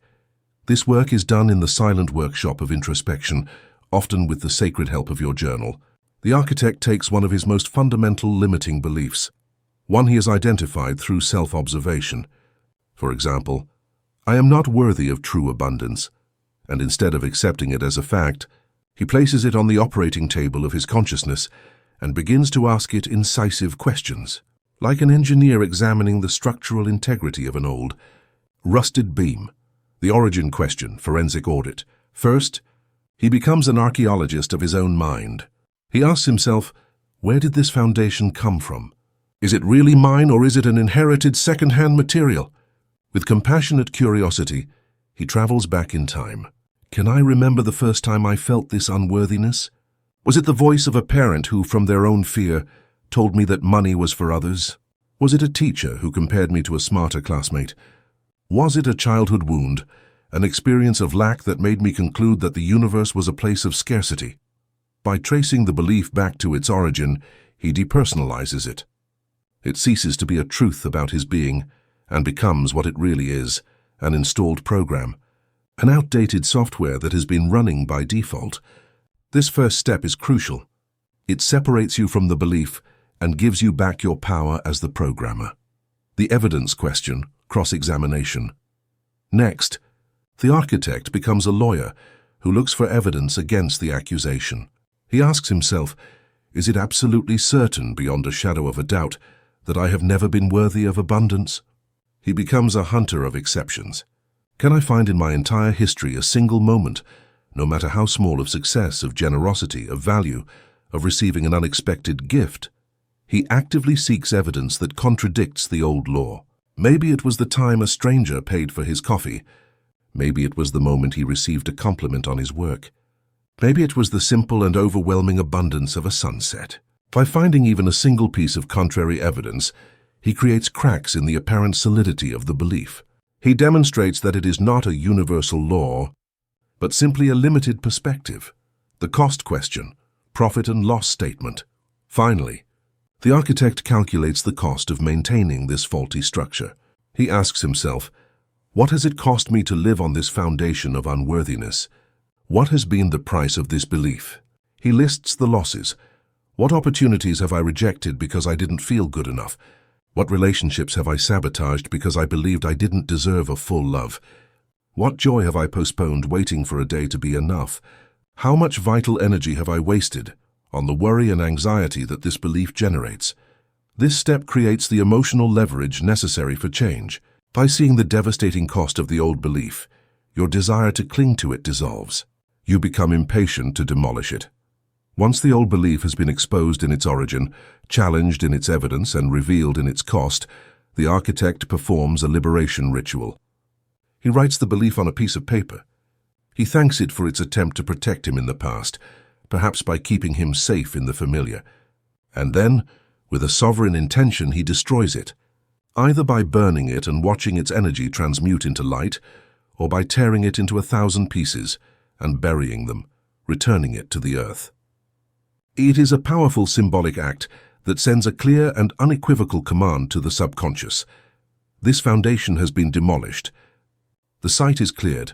The second practice, pouring the new foundations, the engineering of certainty. The architect does not leave an empty lot. He knows that nature abhors a vacuum, and if he doesn't build something new, the old weeds will grow back. On the clean, purified ground of his consciousness, he begins to pour the reinforced concrete of his new, powerful certainty, the design of the new foundation, the new fundamental law. First, he designs the new law. If the old one was, I am not worthy, the new one cannot be a weak hope. It must be a declaration of sovereign power. He writes it in his journal with a clear and firm hand. I am the embodiment of the universe's infinite abundance. It is my birthright and my present reality to receive, manage, and enjoy all the wealth and good that the universe has to offer. Repetition, the neural jackhammer. The architect knows that a foundation solidifies with repetition. He uses the affirmation of his new belief like a jackhammer, driving it into the ground of his subconscious, gently but persistently, until it displaces the old loose soil. He repeats it in his morning meditation. Not as a request, but as a declaration. He repeats it while looking in the mirror, anchoring the new identity. He repeats it like a lullaby before sleeping, handing the blueprint to the night shift of his subconscious builder. Each repetition is a strike that compacts the new material, one more pass along the new neural path until it becomes a superhighway. Emotion, the water and cement of creation. He knows that repetition alone is just dust. He must mix it with the water of emotion to create the cement. In his visualization, he not only thinks about his new belief, he feels it. He closes his eyes and asks himself, what does it feel like in my body to be the embodiment of infinite abundance? And he generates that feeling. He feels the calm in his nervous system. He feels the expansion in his chest. He feels the freedom in his breathing. He feels the security that allows him to be generous. This emotion is the chemical and vibrational binder that turns an idea into a visceral conviction, embodiment, the first row of bricks. Finally, certainty solidifies through action. The architect begins to act as if.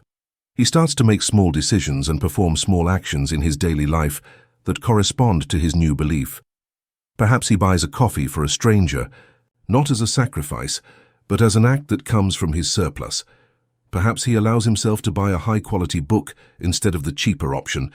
As an investment in himself, perhaps, instead of contracting at the sight of a bill, he breathes, feels his new belief, and pays it with a sense of gratitude for the flow. Each of these actions is like placing a brick on the new foundation. They are votes of confidence in his new reality, beginning to build the walls of his new palace. The foundations of your old prison were not made of stone. They were made of thought. And the foundations of your new palace will not be made of stone either. They will be made of certainty. A certainty built with the discipline of an engineer, the vision of an architect, and the heart of a master. Chapter 7. The eye that collapses the void. Now we come to the moment of true magic, the act that takes all these invisible elements and uses them to precipitate a form in the visible world. We arrive at the instant when the architect stops planning, and with a single act of will commands the start of construction. To do this, we must open the inner eye, the eye of consciousness, the true eye of Horus that sees beyond the veil of matter. We must learn to use the architect's most powerful and fundamental tool.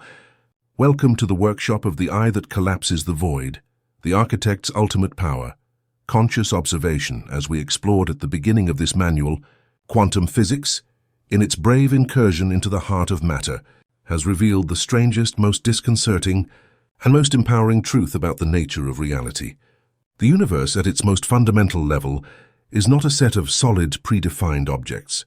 It is a field of infinite potentiality, an ocean of probability waves that contains all possible realities in a latent state, and the force that turns this soup of potentiality into the tangible reality we experience is the act of observation. The observer effect is not a philosophical theory. It is a proven fact of physics. Before a consciousness observes it, an electron exists as a cloud of all its possible locations at once. It is not a thing, it is a possibility. The instant it is observed, that cloud of potentiality collapses into a single particle, into a single point in space and time. Your consciousness is that observer. Your focused attention is the eye that looks at the quantum field. And your gaze is not a passive act of seeing, it is an active act of creation. Every second of your life, whether you are aware of it or not, you are collapsing the void. With the quality of your attention, you are choosing a potentiality from the infinite field and commanding it to become your experience. The problem is that until now you have been doing this unconsciously, like a sleeping god who dreams of his own prison. You have been focusing your attention, by default, on the evidence of your five senses, on the reflection of your past, on your programmed fears, and in doing so, you have been collapsing over and over the same limited and predictable reality. The architect's awakening is the act of taking conscious control of this power. It is to stop being an accidental observer, a victim of your own unconscious creations, and to become a deliberate observer, the sovereign director of the movie of your life, the anatomy of a creative gaze, the three attributes of the divine eye for your gaze to have the power to collapse a new reality, one that aligns with your highest vision. It must possess three fundamental qualities. It must be a focused gaze, a gaze that gives shape, and a gaze that feels. The fusion of these three qualities is what turns your attention into a true creative beam. A focused gaze, the coherence of the laser. The power of your observation is directly proportional to the coherence of your focus. A scattered gaze, a mind that jumps from one worry to another, from one distraction to the next, collapses a chaotic and fragmented reality. It's like trying to focus sunlight with a broken piece of glass. The light disperses in 1,000 directions without any power to ignite a fire. This is the untrained mind, whose creative energy dissipates into mediocrity. A focused gaze, on the other hand, is like using a perfect magnifying glass.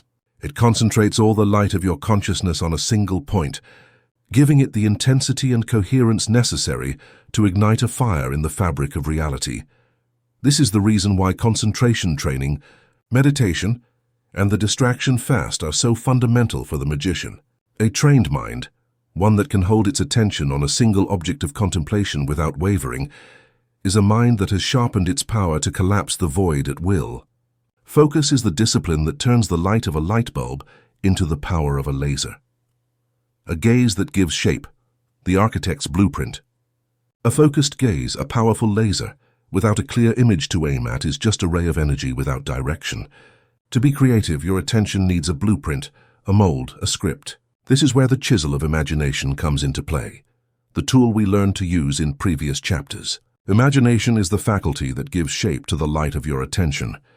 It is the projector that contains the slide of the reality you choose to create.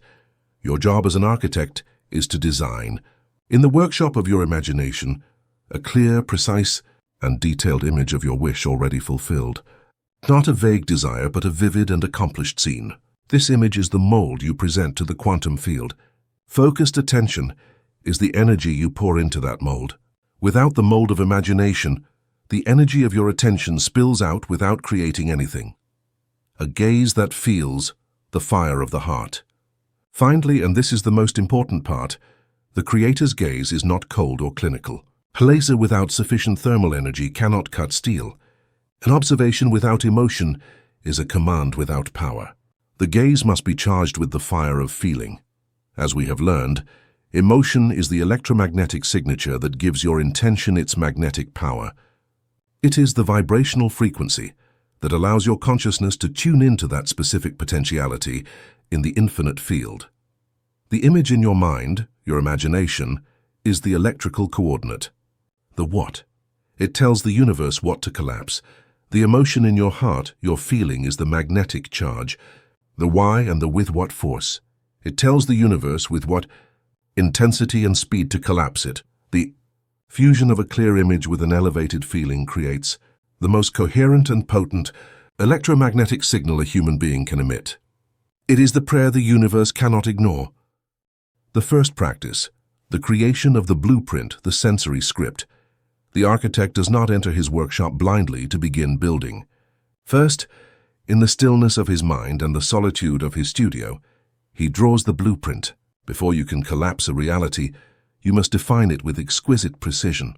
His practice is that of writing the sensory script, the script protocol, the choice of intention. Take your journal, the parchment of your soul. Choose a single clear intention that you will focus your creative power on.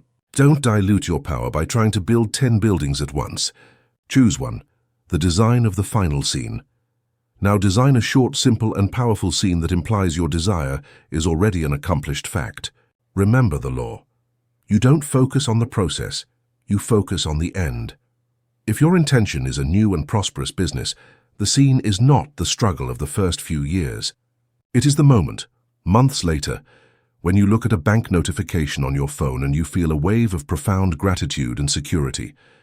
If your intention is to heal a relationship, the scene is not the difficult argument. It is the moment weeks later when you are in the kitchen with that person, preparing a meal together, and you laugh heartily at something silly, feeling an easy, natural, and renewed connection. The first person writing.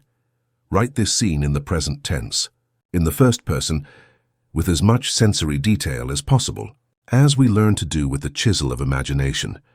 Don't write a story, write an experience. Don't write, John saw that he had a lot of money in his account. Write, I am holding my phone in my hand. I feel its familiar weight. I swipe my finger over the screen and open the bank app. I see the number clear and bright. I take a deep breath and feel a wave of calm and relief flood my chest. A smile spreads across my face. I whisper a thank you. It is done. This script is your tool for focus. It is the exact frame you're going to illuminate with the light of your consciousness. The second practice, the ritual of the gaze, the nightly rehearsal. With the blueprint defined, the architect prepares for the true act of creation. He knows that the most powerful moment to collapse the void, to impress the subconscious, and to give a clear command to the quantum field is the sacred portal between waking and sleeping. His practice is that of the nightly rehearsal, the ritual where he becomes the projector of his own movie, the collapse protocol, the entrance to the void. The architect lies down, relaxes his body and mind. He uses his breath to quiet the day's chatter. He enters silence, the space of pure potentiality. This is his blank canvas, the projection of the blueprint. Then, with a gentle intention, he brings the scene he has scripted to the screen of his consciousness. He lives it, not as a memory, not as a fantasy, but as a present reality. His inner eye focuses on this single possibility, with total exclusivity, withdrawing his attention from all other potentialities, the charging of the gaze. While holding the image, he floods it with the fire of feeling. He asks himself, how do I feel in this scene? And he generates that emotion. He feels gratitude, relief, peace, joy. This emotion is what gives his gaze the power to collapse the probability wave. It is the energy that turns the light into a laser beam, the creation loop. He repeats this brief sensory and emotion-charged scene over and over, not with effort, but with a receptive passivity, like a lullaby for the subconscious. The goal is to repeat the loop until the feeling of reality completely floods him, until the distinction between imagination and reality dissolves. And then, he falls asleep in the midst of his wish fulfilled. The alchemy. By falling asleep in this state, he has handed his creation over to the master builder, his subconscious mind, without the interference of the ego or doubt. During the hours of sleep, the subconscious will work tirelessly to orchestrate the synchronicities, opportunities, and intuitive impulses that will materialize in the three-dimensional world, the blueprint that has been handed to it. The third practice, the sustained gaze, loyalty to the invisible. The architect knows that creation does not end with the nightly ritual. The initial collapse is powerful, but it must be sustained. He must maintain a coherent gaze during waking hours. His practice is that of loyalty to the vision, a discipline that often feels like a battle between two worlds. The mental diet protocol. The initiate uses the art of the mental diet. He refuses to allow the eye of his attention to settle on and energize the contradictory evidence of the world of the senses. When doubt appears in his mind, he does not fight it. He recognizes it as an echo of the old collapse and, with a serene discipline, withdraws his attention from it and returns it to the certainty of his inner vision. When his senses present him with proof that his desire is not here, a bill, a word of rejection, he practices quantum reframing. He does not deny the fact, but he chooses to observe it through the lens of his fulfilled reality. The bill is not proof of scarcity, but an opportunity for abundance to flow. It is an act of deliberate fasting. He stops feeding the reality he no longer chooses with his creative energy to exclusively nourish the one he has chosen. You have deciphered the seventh principle of the architect. You have learned to use your inner eye, not to passively see the world, but to actively create it. The void is no longer an abyss of nothingness, but a canvas of everything, waiting for the touch of your gaze charged with intention. Chapter 8. The Coherent Signal. Most of us live in a state of chronic incoherence. We are a kingdom in civil war. Our conscious mind, the architect, sits in its tower and designs a magnificent blueprint of abundance, health, and love. It thinks positive thoughts. It repeats affirmations. It visualizes the finished palace. But our body, the vast kingdom that lies beneath the tower, often operates under a different law. The body, which is the subconscious mind made flesh, has memorized the emotions of the past. It feels the fear of scarcity ingrained in its nervous system. It feels the chemistry of illness that it has practiced for years. It feels the vibration of unworthiness in the contraction of its muscles. This division between what we consciously think and what we subconsciously feel and believe creates a chaotic and contradictory electromagnetic signal. It's like trying to send a high-definition image through a noisy, unstable and static-filled internet connection. It's like an orchestra where the conductor, the mind, calls for a symphony of joy, but half the musicians, the emotions and cells, are playing a funeral march. The quantum field, the universal receiver, cannot decipher the message. It receives confused noise and, in its perfect mirroring logic, reflects that same chaos in our lives. Contradictory results, half-finished manifestations, advances followed by setbacks. For your signal to be received and manifested with clarity and speed, your mind and your body, your thought and your feeling, must be in perfect alignment. They must sing the same song. They must merge into a single potent and coherent signal, and the organ that unifies this signal, the great conductor of the orchestra of your being, is the heart, the science of coherence. When the heart and brain dance, the concept of coherence is not an abstract idea or a poetic metaphor. It is a measurable physiological state, a state of optimal order, efficiency and synchrony in your biological system. It is the state of creation. As we have seen, your heart emits the most powerful electromagnetic field of your body, and this field is directly modulated by your emotions. When you feel survival emotions like fear, anger, frustration, or impatience, your heart rate becomes irregular, erratic, and chaotic. This is incoherence. When you feel elevated, creative emotions like gratitude, appreciation, compassion, or calm, your heart rate becomes regular, ordered, and harmonious, like a perfect sine wave. This is coherence. This state of heart coherence is the state of creation, and its power resides in a physics phenomenon called entrainment. The heart, being the emitter of the body's most powerful electromagnetic signal, has the ability to entrain other systems to its own rhythm, in the same way that the beat of a large drum can make soldiers march in unison. When your heart enters a state of coherence, it begins to emit a rhythmic and ordered signal so powerful that it forces the rest of your biology to synchronize with it. The first and most important system to synchronize is the brain. A coherent heart creates a coherent brain. The activity of your brain waves, measured on an electroencephalogram, shifts from the high, fast, and disordered frequencies of beta, the state of stress, alertness, and the analytical mind, to the slower, calmer, and more ordered frequencies of alpha, the state of calm, creativity, intuition, and the gateway to the subconscious mind. Here lies one of the deepest secrets of manifestation. You cannot think your way to peace or creation. That is a direction error. You are trying to get the violinist to give orders to the orchestra conductor. You must feel your way to peace. The heart is the one that directs. The brain is the one that obeys. When you change your heart signal, your brain has no choice but to follow its leadership. The civil war ends. The kingdom is unified under the wise and harmonious leadership of the heart. This synchronized dance between the heart and the brain is the coherent signal.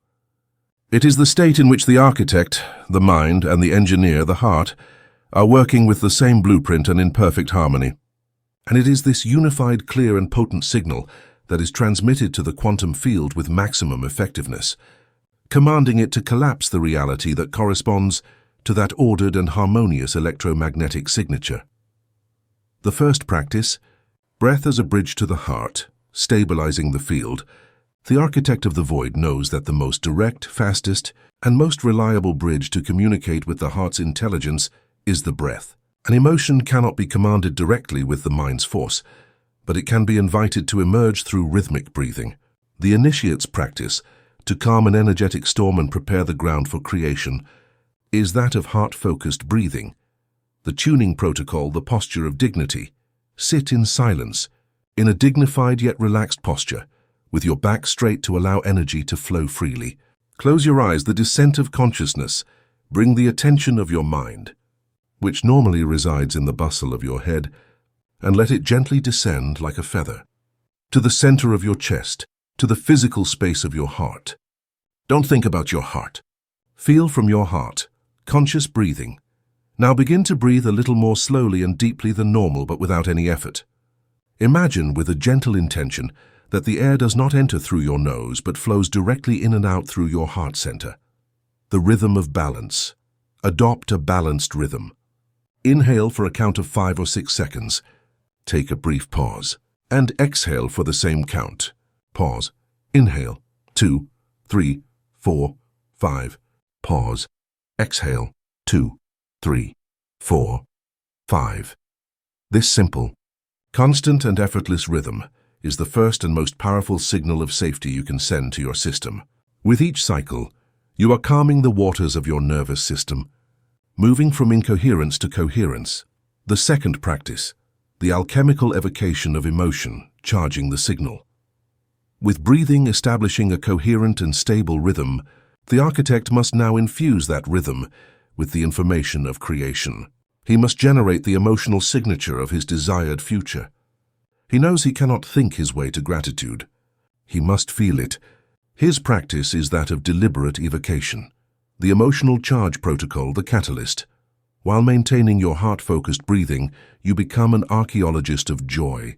You search the vast library of your memory for a genuine memory of appreciation, care, compassion, or gratitude.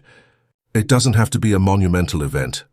It can be the feeling of petting your pet, the memory of a loved one's face, the beauty of a sunset that once left you breathless, or the simple and pure joy of a past achievement.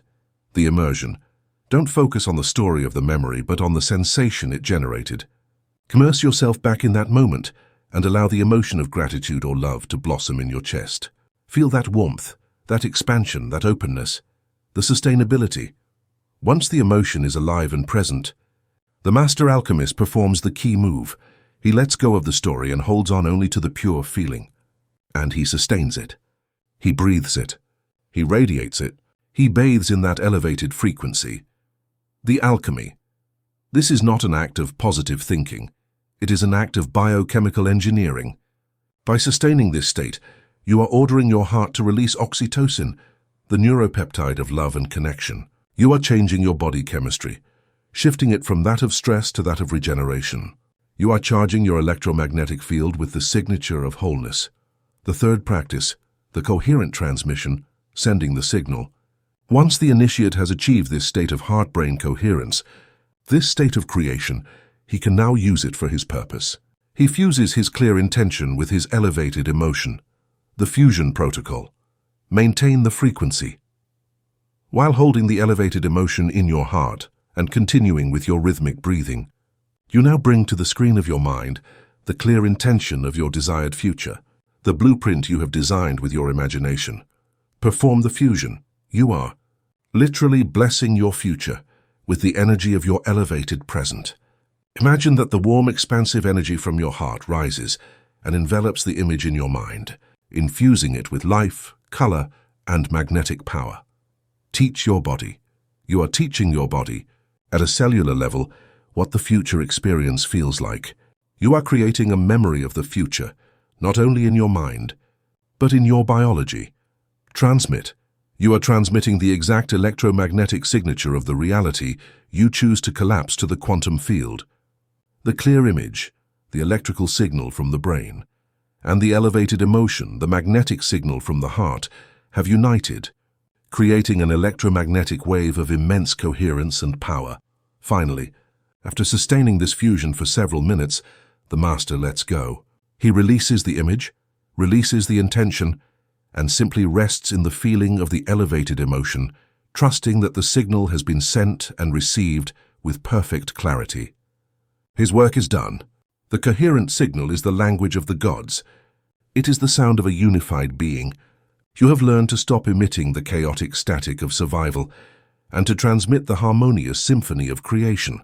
Your heart is no longer a victim of your mind. It has become its wise and powerful director. Chapter 9. The Memory of the Future. Let's start by understanding our habitual relationship with memory. For most of us, memory is an archive of the past. It is a vast, dusty library of experiences that have already happened, stories we have told ourselves, emotions we have felt. And our brain, as we have seen, is an amazingly efficient prediction machine whose main job is to keep us safe. To do so, it uses this library of the past to predict and therefore recreate a very similar future. It's a survival mechanism. The known, even if it's painful, is safer than the unknown. So every morning our brain opens the file of yesterday's self with all its limitations, fears and beliefs, and projects that same identity onto the canvas of the day that is beginning. We live in a feedback loop. The memory of the past informs our brain. The brain predicts a familiar future, and that familiar future, once it happens, becomes a new memory of the past, reinforcing the cycle and strengthening the same neural pathways. We are prisoners of an echo that perpetuates itself. The initiate in the art of quantum creation learns to hack this system. He understands that if his future is being created by his memories, then the most direct, most elegant, and most potent way to create a new future is to create new memories. But how can you remember something that hasn't happened in linear time yet?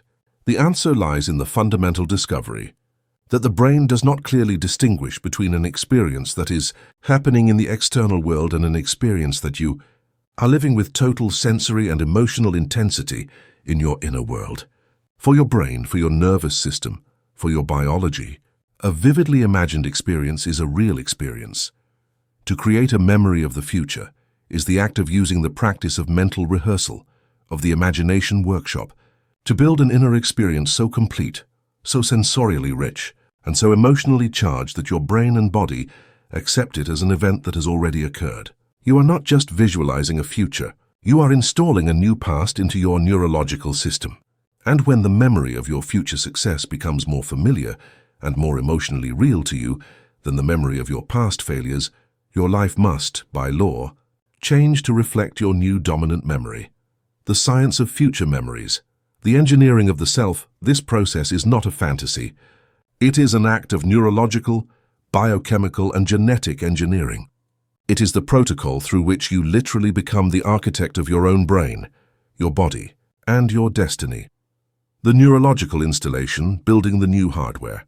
As we know from Hebb's law, neurons that fire together wire together. When you perform a mental rehearsal of a future experience, you are activating and wiring the exact neural networks that would activate if you were living the experience physically.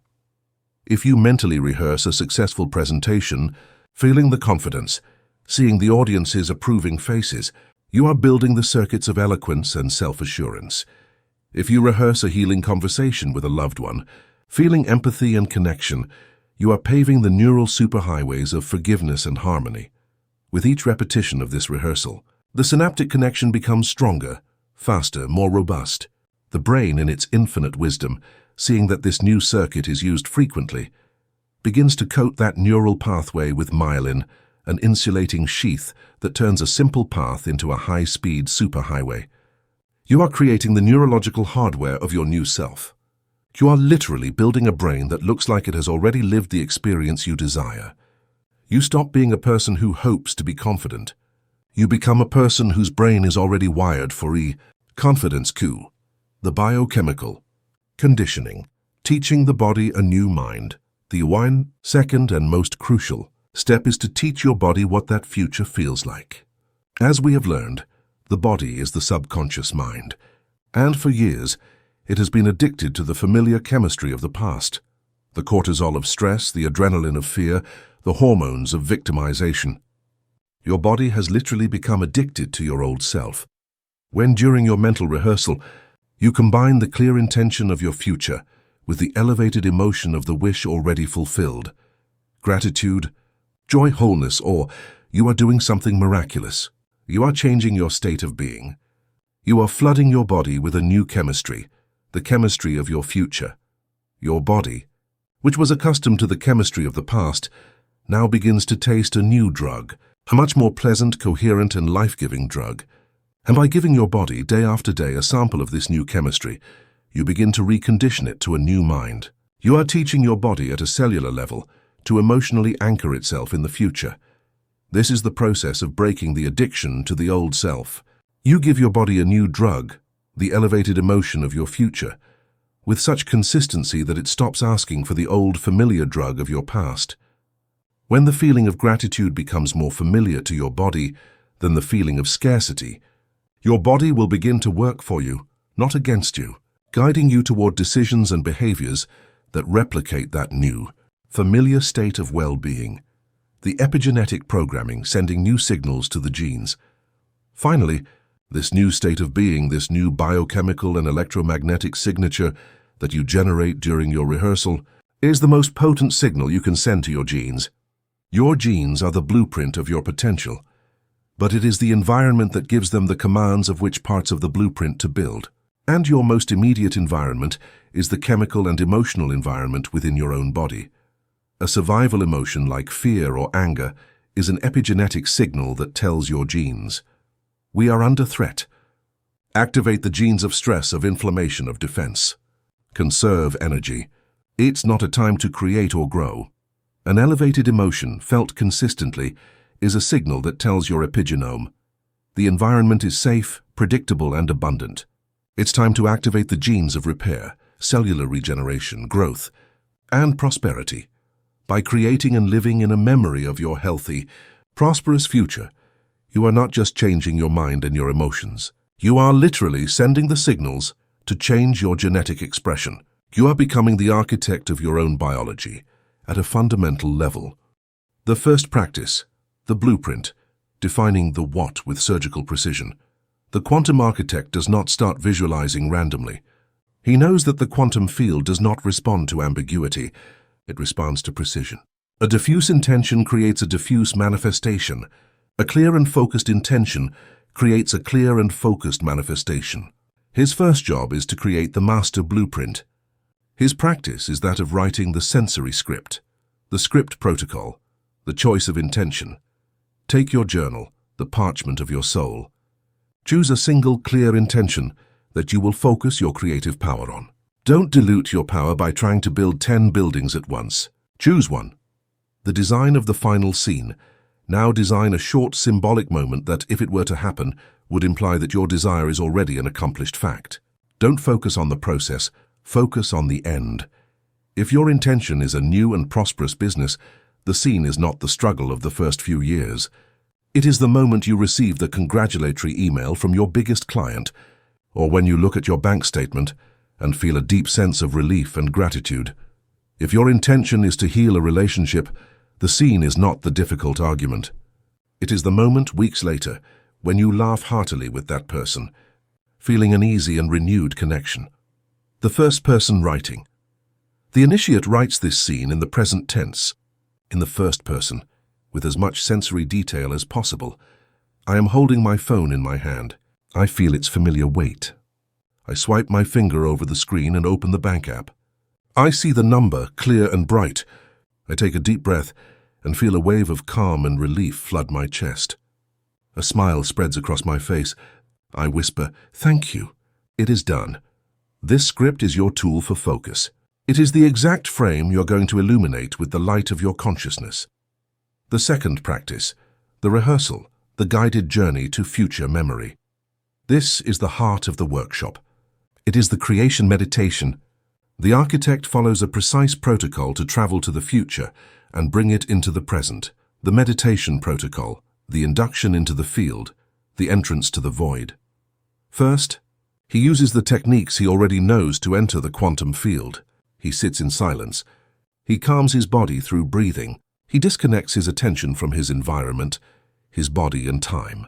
He becomes pure consciousness, the 0 point, the observer in the void, the opening of the heart, the generator's charge. Before projecting the image, he opens the power generator. He practices heart-brain coherence. He brings his attention to the center of his chest and begins to deliberately generate one of the elevated emotions: gratitude, love, appreciation. He feels that emotion until it becomes overwhelming, until his entire body vibrates with it. He is preparing the fuel for his creation, the projection of the future memory. With an open heart and a calm mind, the architect now brings the scene he has scripted to the screen of his consciousness. And he lives it. Not as a spectator, but as the protagonist. In the first person, if the scene is receiving that email, he does not see himself in a chair. He sees the computer screen through his own eyes. He sees the bold words, "Congratulations." He hears the sound of his own heart accelerating with joy. He feels the weight of his hands on the keyboard, the final fusion, the impression of the seal. And while holding this vivid scene, the architect does the most important thing. He bathes it in the elevated emotion he has already generated in his heart. He feels the gratitude for the email he is reading. He feels the joy of the news. He is not trying to feel good about something that hasn't happened. He is combining a clear image with a real emotion. In the present moment, the alchemy. This fusion of a clear intention with an elevated emotion is the electromagnetic signature that is giving a new command to the quantum field. It is not a request. It is a transmission. You are emitting the signal of a reality that already exists, and the field, by law, must begin to organize itself to reflect that signal. The third practice, the return and the release, the art of trusting. After several minutes of this total immersion in the memory of your future, the architect does not end the meditation abruptly, returning suddenly to ordinary reality. He knows that the way you exit the workshop is as important as the work you do inside. He performs the final act of release, the release protocol, the anchoring of the feeling. Slowly, without letting go of the elevated emotion you have cultivated, you begin to bring your consciousness back. Back to the sensation of your body in the chair, back to the sounds of the room. But as you do so, you keep the feeling of your wish fulfilled alive. You do not let go of the emotion. You anchor it in your body. You become the embodiment of that frequency, the sovereign surrender. Finally, you open your eyes, and your last act is one of surrender. You thank the quantum field for its intelligence and power. And you completely let go of the vision and the need to know how or when it will manifest. Your work is done. You have created the blueprint and sent the signal with immense power and clarity. Now you trust in a higher intelligence in the universal mind to orchestrate the details, the synchronicities, and the bridge of incidents in a way your logical mind could not conceive. The alchemy. This act of release is crucial. The obsession with the when and the how is a vibration of doubt. By letting go, you demonstrate your absolute faith. You are telling the universe, I trust the process. My job is to maintain this new state of being. Yours is to organize the manifestation. And it is in this trust that the power of effortless creation resides. Creating a memory of the future is not a fantasy. It is a science. It is the art of teaching your body, on a biochemical and neurological level, to live in a new reality before it happens. You have learned to be the director, the actor and the composer of your own destiny. You have received the most powerful tool for personal transformation and the creation of reality. Chapter 10. The Wisdom of Non-Doing, Wu Wei. Most people suffer from a deep and often unconscious addiction, the addiction to effort. We have been programmed from the cradle with the belief that more is better. More work hours, more tasks, more control, more struggle. We have come to believe that success, abundance, and fulfillment are directly proportional to the amount of sweat, stress, and suffering we invest. This mentality, which we can call forced action, is born of a profound distrust in the fabric of the universe. It is the belief that we live in an inert and stupid cosmos that will not respond unless we force it. It is the arrogance of the ego that believes it is the only creative force in the game, a lonely little god who must move every piece on the board with its own limited hands. This forced action, while it can sometimes produce results on the material plane, has an immense energetic cost. It's like trying to move a large ship by rowing frantically against the current of a powerful river. You can move forward inch by inch, but you will become exhausted, frustrated, and live in a state of perpetual tension. And what's worse, this energy of struggle, tension, and control is a vibration of resistance. It is an incoherent signal that often sabotages and delays the very manifestation we are trying to force. The architect of the void, upon reaching this level of mastery, abandons the oar of effort, and he learns to unfurl the sails of intelligent surrender. The nature of Wu Wei, effortless action. The ancient Taoist sages, masters in observing the flow of nature, coined a term for this state of higher action, Wu Wei. Wu Wei is often translated as inaction or non-doing, but this translation is misleading and has led many to apathetic passivity. Wu Wei does not mean laziness or resignation. It means, more precisely, effortless action or action without struggle.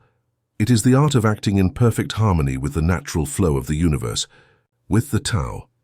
It is the wisdom of knowing when to act with total precision and when to do nothing at all, allowing things to unfold on their own.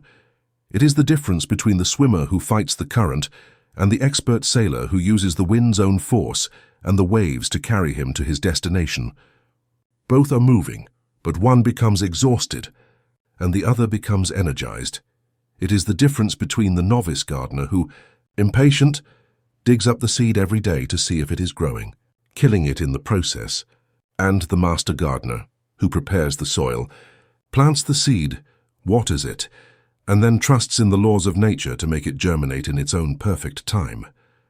The wisdom of non-doing is the pinnacle of effectiveness. It teaches us that the greatest achievements are not born from the greatest effort, but from the greatest alignment. It's not about doing nothing. It's about stopping doing what is ineffective, struggling, controlling, worrying, and starting to do only what is effective, listening, allowing, acting from inspiration. The initiate in this principle understands that physical action is not the cause of manifestation. Consciousness is the cause. Action is simply the channel through which manifestation often chooses to express itself in the physical world. Your main job is not to do things in the external world. Your main job is to maintain the state of being of your wish fulfilled. And from that state of alignment and coherence, the correct actions will arise naturally, effortlessly, as an impulse from your intuition.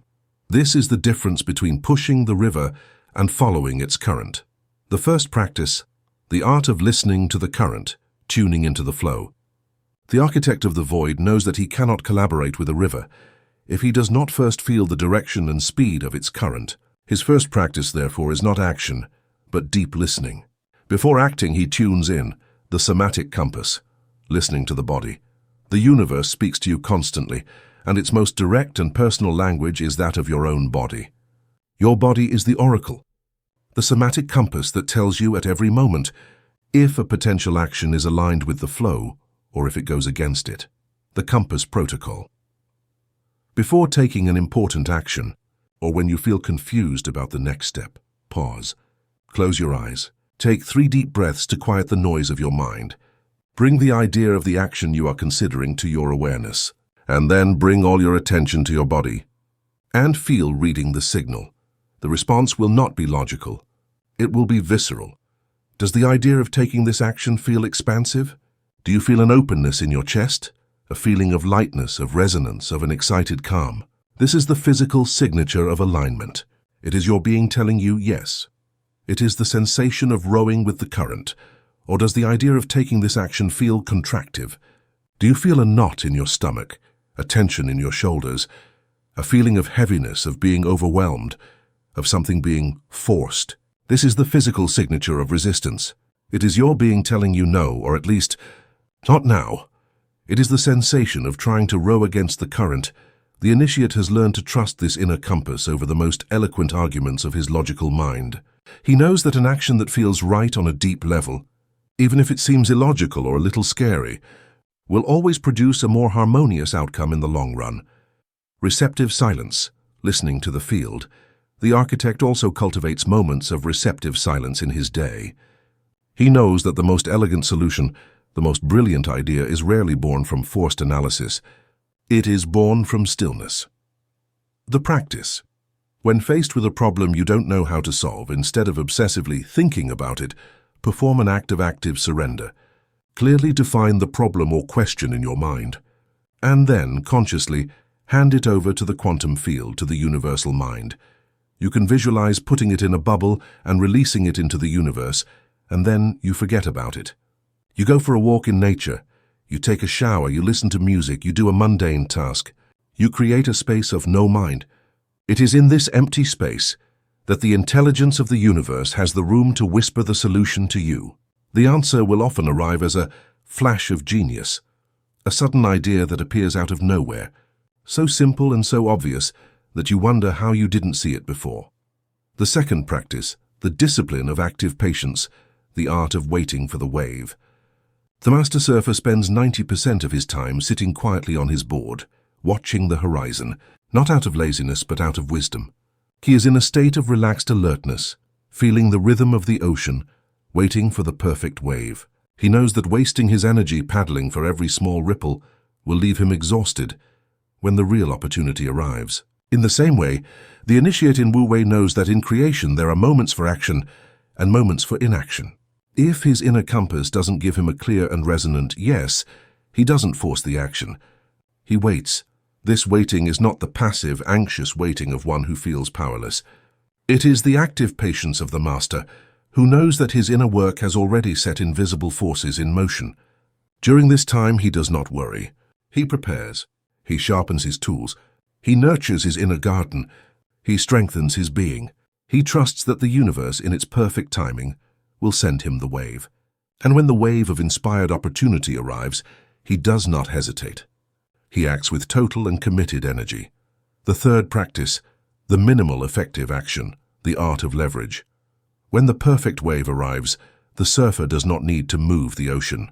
He only needs a small and precise adjustment of his weight, an elegant movement at the exact moment, to channel the immense force of the wave and glide over it with sublime grace. The master of Wu Wei applies the principle of minimal effective action. In a world that glorifies massive effort, he looks for the leverage point. He does not ask himself, what is everything I can do to force this outcome? He asks himself, what is the smallest, most elegant, and simplest action I can take right now that will produce the greatest result with the least effort? Sometimes, that action is a single phone call to the right person, so a call that his intuition has been whispering to him. Sometimes, it is a single honest and vulnerable conversation that dissolves months of conflict.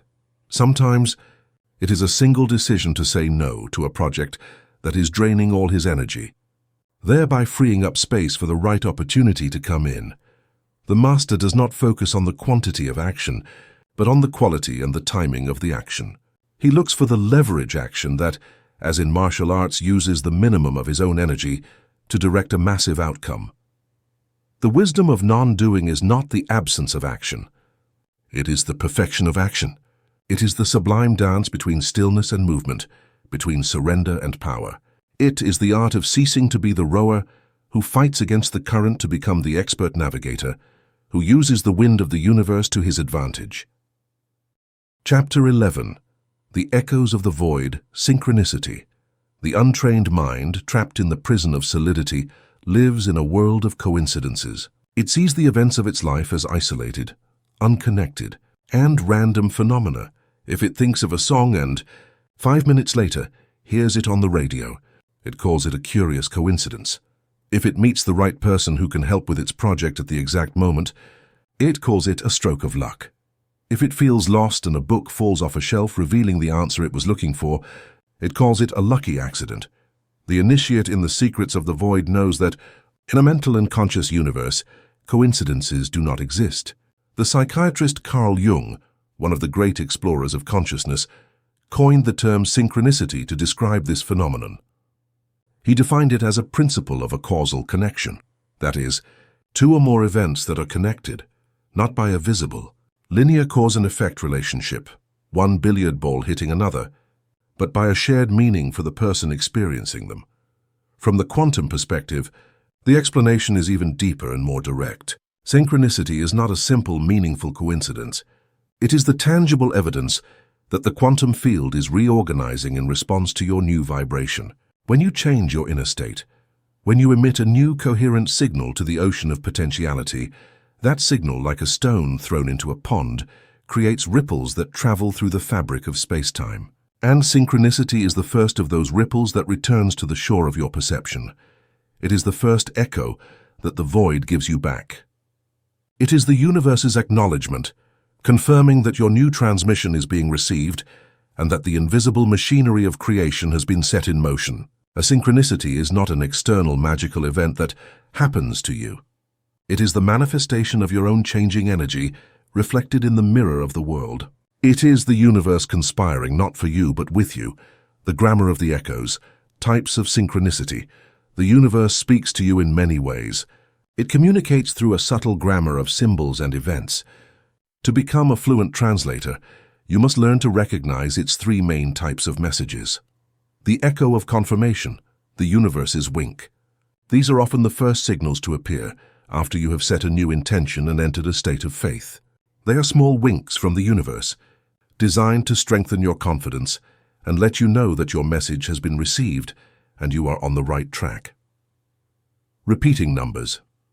Suddenly, you start seeing sequences of numbers, 1111, 222, 333, 444 everywhere, on clocks, license plates, receipts, page numbers. The architect does not obsess over looking for a dictionary of complex meanings. He understands these sequences as a simple thumbs up from universal intelligence. A received, we're on it, maintain the frequency. Personal symbols. You start to find objects or see images that have a special personal meaning for you. It could be a feather on your path, just when you were asking for a sign of lightness and support from your guides, or the recurring image of a lion when you are cultivating courage, or the name of a city you dream of moving to, which suddenly appears on a billboard. Auditory confirmation. You think of a question, and the first song that plays on the radio contains the exact answer in its lyrics. Or you walk down the street and happen to hear two strangers say the precise phrase you needed to hear to resolve a doubt. These signals are not the manifestation itself. They are the appetizer. They are the universe's way of telling you, trust. Stay in this vibration. The magic is underway. We are listening to you. You, the echo of guidance, the breadcrumbs on the path. These signals are more active. They don't just confirm your path. They show you the next step. They are like the breadcrumbs that the intelligence of the universe leaves to guide you through the forest, often dense, that lies between your current point and your manifested destination. Guidance through others, the messengers. A friend, out of nowhere, mentions a book that contains the exact information you need for your project. You meet someone at a party who turns out to be an expert in the field where you need help and offers you advice. Your mother calls you to tell you a story that, coincidentally, contains the perfect metaphor to resolve your current dilemma. The initiate knows that these people are messengers, unconscious agents of the divine plan. Guidance through information, the modern oracles. You casually come across an article, a YouTube video, or a podcast that answers, with astonishing precision, the question you had asked yourself that same morning. An algorithm recommends content that seems tailor-made for your current situation. Guidance through impulse, the inner compass. Along with your intuition, you feel an inexplicable impulse to go to a certain place, to take a different route to work, to enter a store you have never been in, and in doing so, you encounter the opportunity, the person, or the resource you needed for the next step of your journey. The initiate knows that these are not coincidences. They are the next steps of the divine plan, revealed one by one. The universe does not show you the entire map. It shows you only the next turn in the road. Your job is to trust and take the next step. The echo of opportunity, the open doors. As your energy becomes more and more coherent and sustained, synchronicities become more tangible and powerful. They cease to be simple clues and become doors that open wide. You receive an unexpected job offer that aligns perfectly with the new career you had been visualizing, the opportunity to invest in a project that deeply resonates with your values and, coincidentally, needs your unique skills appears. The perfect house that meets all your criteria appears on the market the same day you decide to start looking, often through an unexpected channel. These are not luck.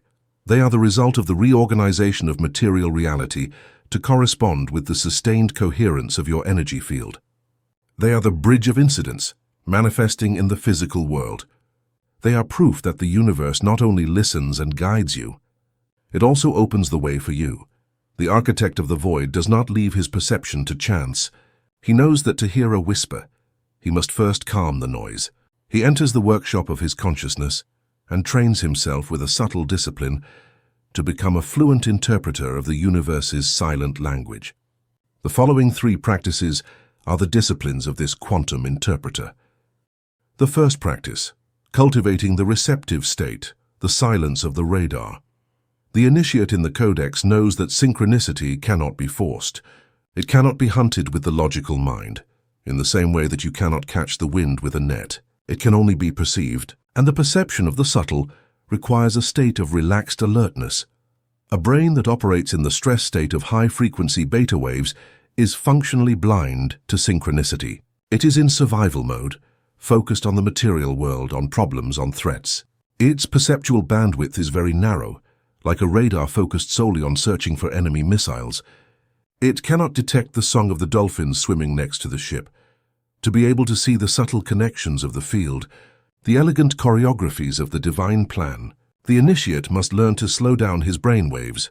He must learn to move from the beta state of the analytical, alert mind to the alpha state, the bridge to the subconscious mind, the state of creativity, intuition, and receptivity, the tuning protocol.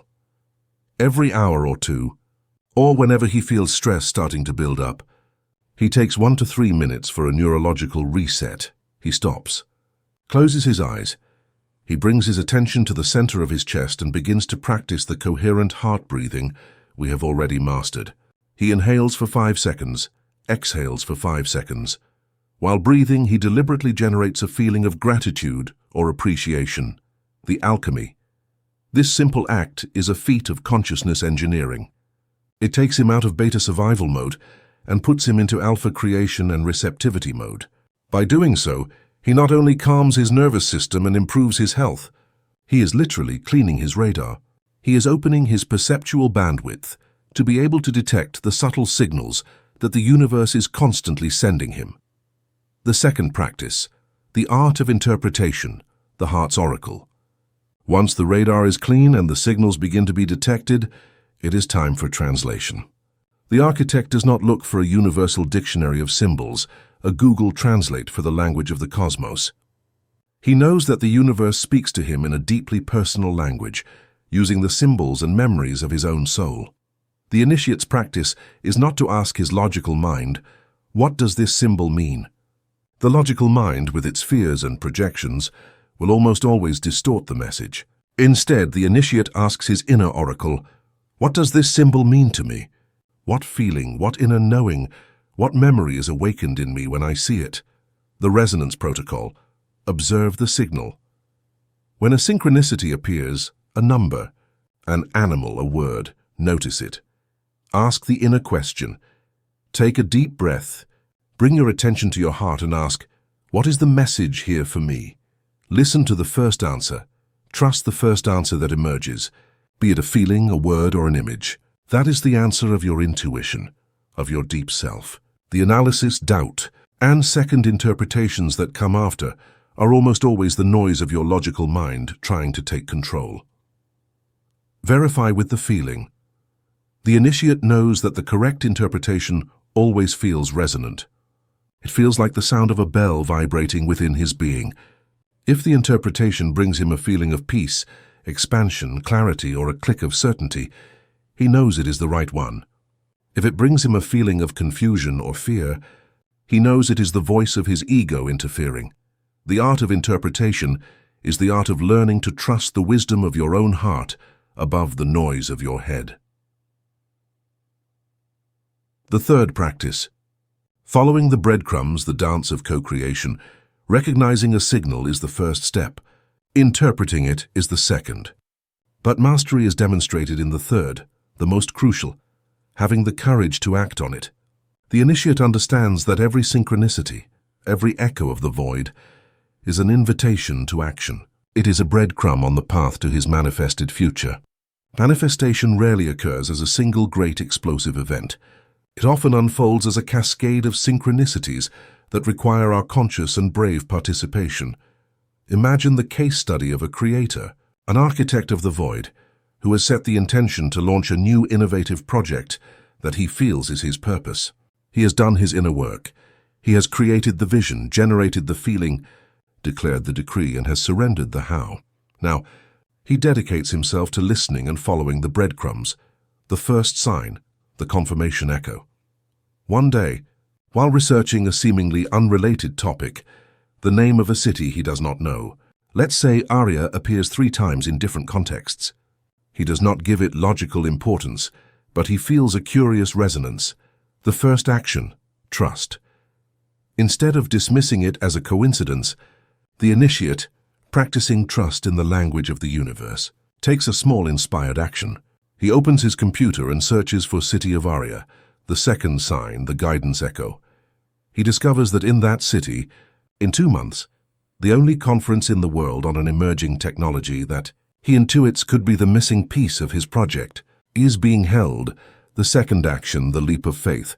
His logical mind, the fearful architect, immediately protests, it's on the other side of the world.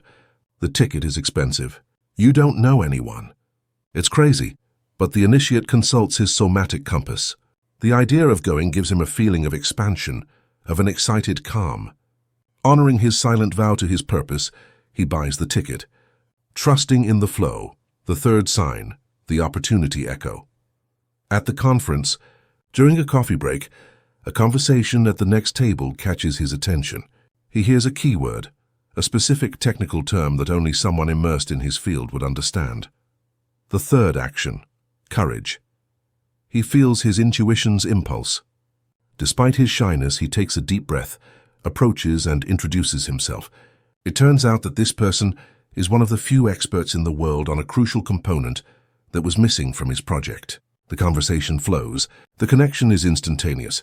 That connection, born of a cascade of synchronicities and a series of small acts of trust, becomes the key that not only completes his project, but launches it to global success. The quantum creator understands that life is this dance of co-creation. He sends the clear signal from within. The universe responds with a breadcrumb. He takes the next step with confidence, and the universe shows him the next breadcrumb. The echoes of the void are no longer coincidences. They have become your navigation system, the GPS of your soul. You have learned to read the universe's feedback, to interpret its messages and to dance with its flow. You are no longer a traveler who walks blindly through a random world. You are a quantum explorer, guided at every instant by the echoes of your own consciousness, reflected in the fabric of the world. Chapter 12. Loyalty to the Invisible. This is where the architect of the void faces his final test. The test that separates the amateur from the master. It is not a test of power, but of persistence. It is not a test of strength, but of faith. You must learn the most difficult and most sacred art of all. You must learn the discipline of loyalty to the invisible, the great battle, truth versus facts. The moment you open your eyes after your creative meditation, you find yourself in the middle of a battlefield. A silent war that is fought, moment by moment, on the ground of your own consciousness. It is a war between two realities that compete for your belief. The truth of your inner world. It is the reality you have created in your imagination, that you have felt in the coherence of your heart, and that you know on a soul level is your true destiny. It is the reality of finished creation, which already exists on the invisible plane. The facts of your outer world. They are the current circumstances, which are nothing more than an echo, a shadow, a karmic residue of your old programming and your old beliefs. They are the ghosts of the past projected on the screen of the present. The untrained mind, hypnotized by the tyranny of the five senses, inevitably gives in to the facts. It sees the bill and concludes, abundance is not real. It feels the symptom and concludes, healing is not real. It hears the phone's silence and concludes, love is not real. In doing so, it withdraws its creative energy from the invisible truth and reinvests it in the illusion of past facts, guaranteeing that this illusion is perpetuated, day after day, in a self-sabotaging loop.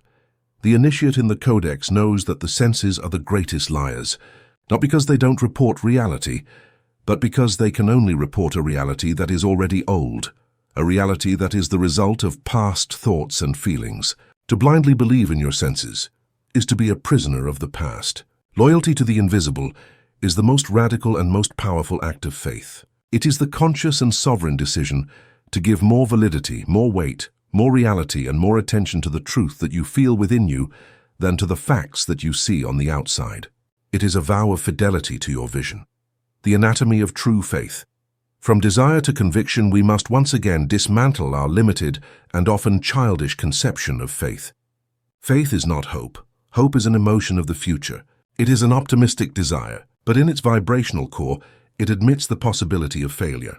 It is the vibration of I wish, which intrinsically implies lack and doubt. Faith, the true faith of the architect, is a state of the present. It is the serene and unshakable knowing that creation is already finished on the causal plane. It is not I believe it will happen. It is I know it already is. This faith is not a blind belief or a mystical gift.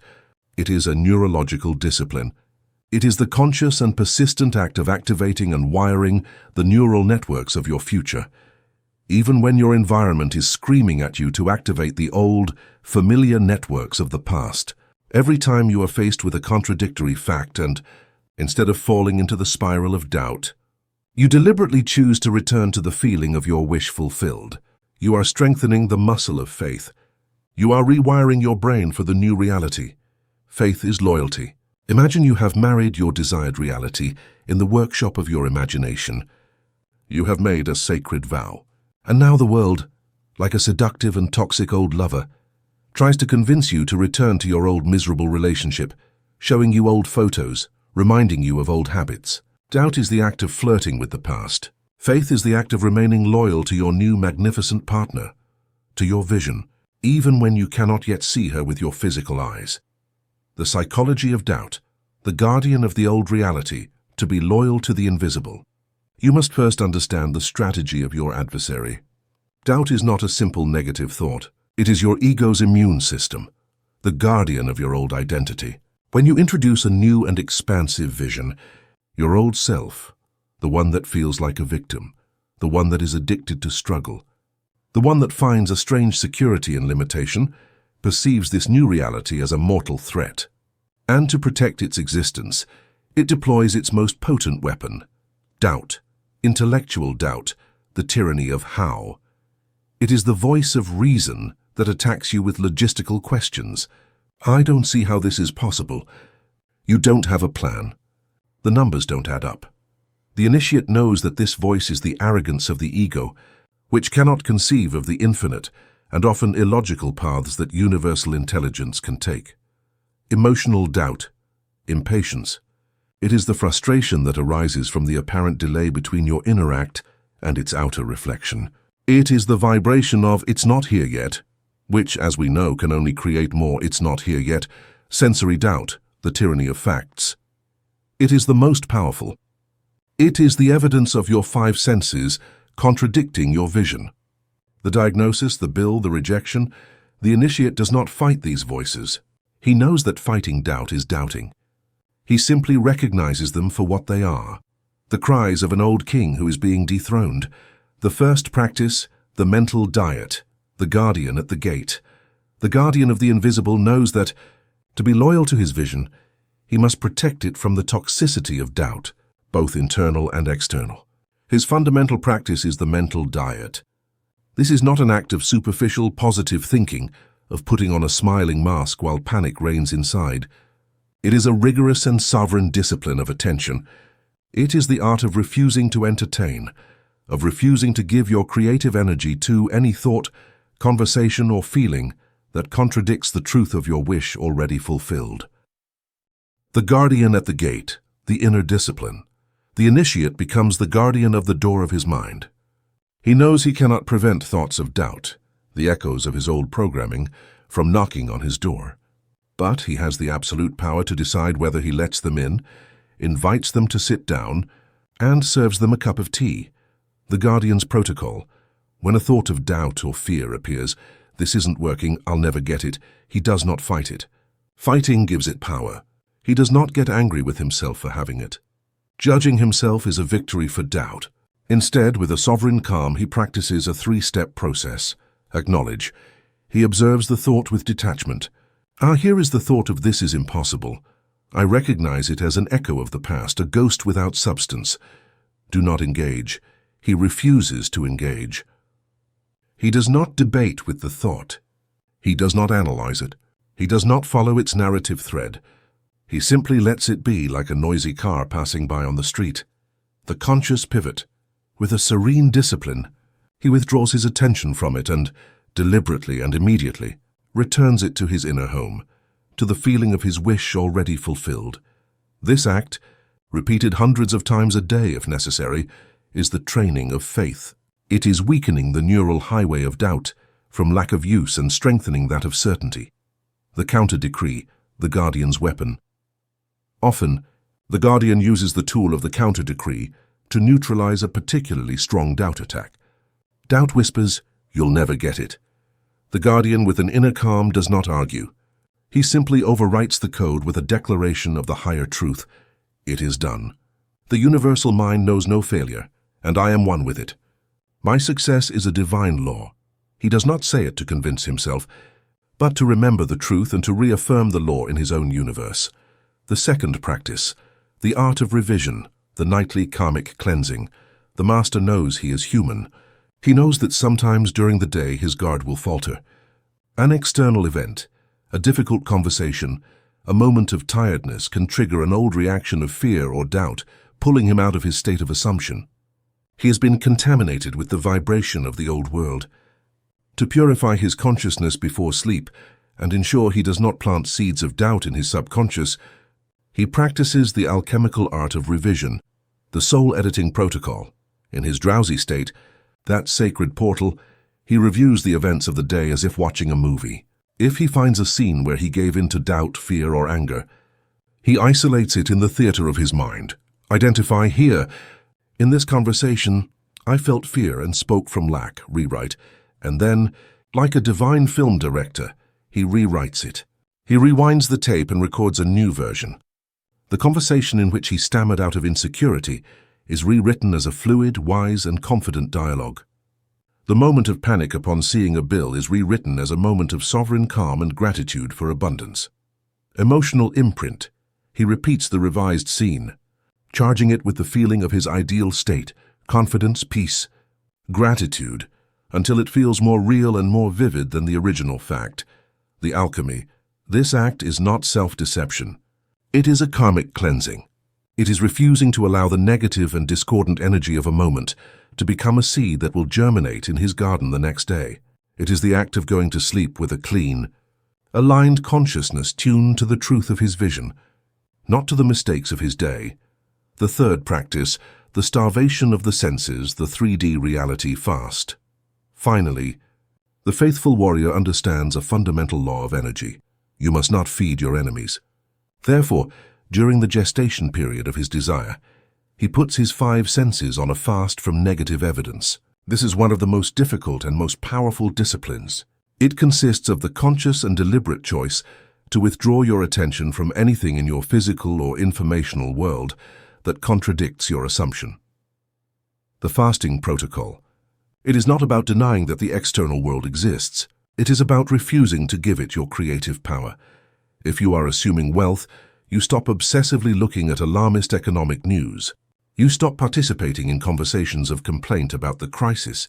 You stop comparing your situation to others on social media. And above all, you stop compulsively checking your bank account looking for proof. You know that looking at the empty account is the act of kneeling before the god of lack. If you are assuming health, you stop looking up your symptoms on the internet, an act that only feeds fear. You stop constantly talking about your illness with others, because every time you do, you reaffirm it as your identity. You stop identifying with groups of sick people. If you are assuming love, you stop consuming content that glorifies drama and betrayal. You stop participating in cynical conversations about relationships, the alchemy. You are starving the old reality. You are depriving it of the only nutrient that keeps it alive, your attention. Every gram of attention you withdraw from the world of facts is a gram of energy you can reinvest in the world of truth. And at the same time, you are directing all that released energy to nourish the new reality within you, through your imagination and your feeling. It is an act of sovereignty. You are telling the world of shadows, you are no longer my reality. You are an echo that is fading. My loyalty is not with you. My loyalty is with the invisible world I am building within me. Loyalty to the invisible is the final discipline of the architect. It is the bridge of faith that allows you to walk, with your eyes closed to appearances, over the abyss of doubt, from the shore of desire to the shore of manifestation. You have learned to not be a slave to facts, but the master of truth. Chapter 13.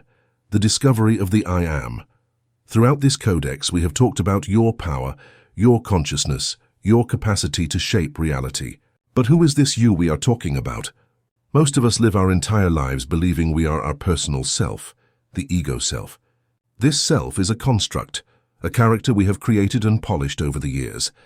It is a collection of memories, beliefs, roles, father, professional, child, likes and dislikes. It is the name you were given, the story you tell yourself, the face you see in the mirror. It is the character we play in the great stage play of life. It is a mask, useful for navigating the three-dimensional world, but a mask nonetheless. But behind the mask, behind the character, behind the incessant flow of thoughts and emotions, resides your true nature. Your true self. The pure consciousness that is aware of everything else. This is the consciousness of the I am. It is not I am this or I am that. It is not I am a man or I am a woman. It is not I am rich or I am poor. It is the pure, simple and primordial feeling of existence itself, before any label is added to it. It is the silent witness, the formless space in which the entire drama of your life appears and disappears. The great tragedy and great amnesia of the human condition is that we have forgotten our true nature as the self and have become completely identified with the character, with the mask. We believe we are the wave with its rises and falls, its birth and death, and we have forgotten that we are the eternal, unchanging ocean. The nature of the I am, the power behind the throne to awaken to your ultimate power. You must understand the nature of this true self, of this I am consciousness. It is pure consciousness, the screen, not the movie. The I am is not a thing. It is the space in which all things appear. Imagine that your life is a movie projected onto a movie screen. The ego self is the main character, immersed in the drama, laughing, crying, struggling. Your true self is not the character. It is the screen on which the movie is projected. The screen is not affected by the scenes of war or love shown on it. It remains always serene, always present, always intact, no matter how dramatic the movie is. To identify with the I am is to stop being the actor who suffers in the drama and to remember that you are the immutable screen that allows the drama to exist. It is formless and infinite, the fertile void. The ego is defined by its limits, its name, its story, its body, its achievements. The I am has no form or limits. It is pure potential. It is the void we spoke of at the beginning of this codex, the womb of creation from which all forms are born. It is the ocean of potentiality. When you identify with the ego, you identify with a limited form. When you identify with the I am, you identify with the infinite source of all forms. It is the only true power, the projector, not the character. And here we come to the final revelation, the one that crowns all mastery and dissolves the need to try. It is not your personal self, your ego, that manifests or creates. The ego, with its will and its effort, is only the one who chooses the movie it wants to watch. The power that actually projects the movie, the one that collapses the void into a form, the one that organizes the universe to correspond with a vision, is the power of the I am. It is universal consciousness, the mind of God acting through you as a focal point. When you align the intention of your ego with the expansive, loving, and infinite nature of the I am, creation becomes effortless. You stop being a small self that tries to force reality, and you become a channel through which the infinite intelligence of the universe expresses itself with grace and power. The knowledge is in your power. But knowledge without a clean field of operation is useless. You cannot forge a new neural superhighway in the middle of a chaotic battlefield, with bombs of notifications exploding around you and ambushes of distraction at every corner. Before you can build, you must clear the ground first. Before you can train the muscle of focus, you must first eliminate the poison that atrophies it. Welcome to the first practical protocol of this manual, the first and most radical declaration of war against the power thieves. Welcome to the distraction fast, the philosophy of fasting. Why we must starve the thieves. We live in a state of perpetual intoxication. As we have seen, digital platforms are hypodermic needles that constantly inject us with microdoses of cheap dopamine. This constant low-quality stimulation has hijacked and recalibrated our neurochemistry. Our brain, now addicted to instant and variable rewards, has lost the ability to find pleasure in activities that require sustained focus and delayed gratification. Reading a book, learning a skill, having a deep conversation, all of this feels boring. Imagine trying to teach an addict in the midst of withdrawal symptoms the nuances of quantum physics. It is impossible. Their nervous system is screaming for the next dose, incapable of the calm and clarity necessary for deep learning. You and I in the digital age are that addict. The distraction fast is not a simple digital detox of the weekend. It is a deliberate and often brutal neurological detoxification protocol. Its purpose is to reset your dopamine baseline. It is to starve the power thieves, cutting off their supply of your attention. It is an act of forcing your brain to remember how to find satisfaction, not in the brightness of a screen, but in the depth of its own power. The goal of this fast is to resensitize your mind. It is to recalibrate your pleasure receptors so that the subtle and deep joy of the state of flow can once again be more attractive than the superficial hit of a notification. Designing your protocol. The rules of engagement. A fast without clear rules is destined for failure. This is not a suggestion. It is a protocol, a mission. For maximum effectiveness, I recommend a period of 7 days. The first 3 days will be the most difficult, the phase of acute withdrawal. The next 4 will be where you will begin to feel the benefits and rebuild your power. These are the rules of engagement. They are non-negotiable. Rules for the hard fast, total elimination. These are the high-risk power thieves.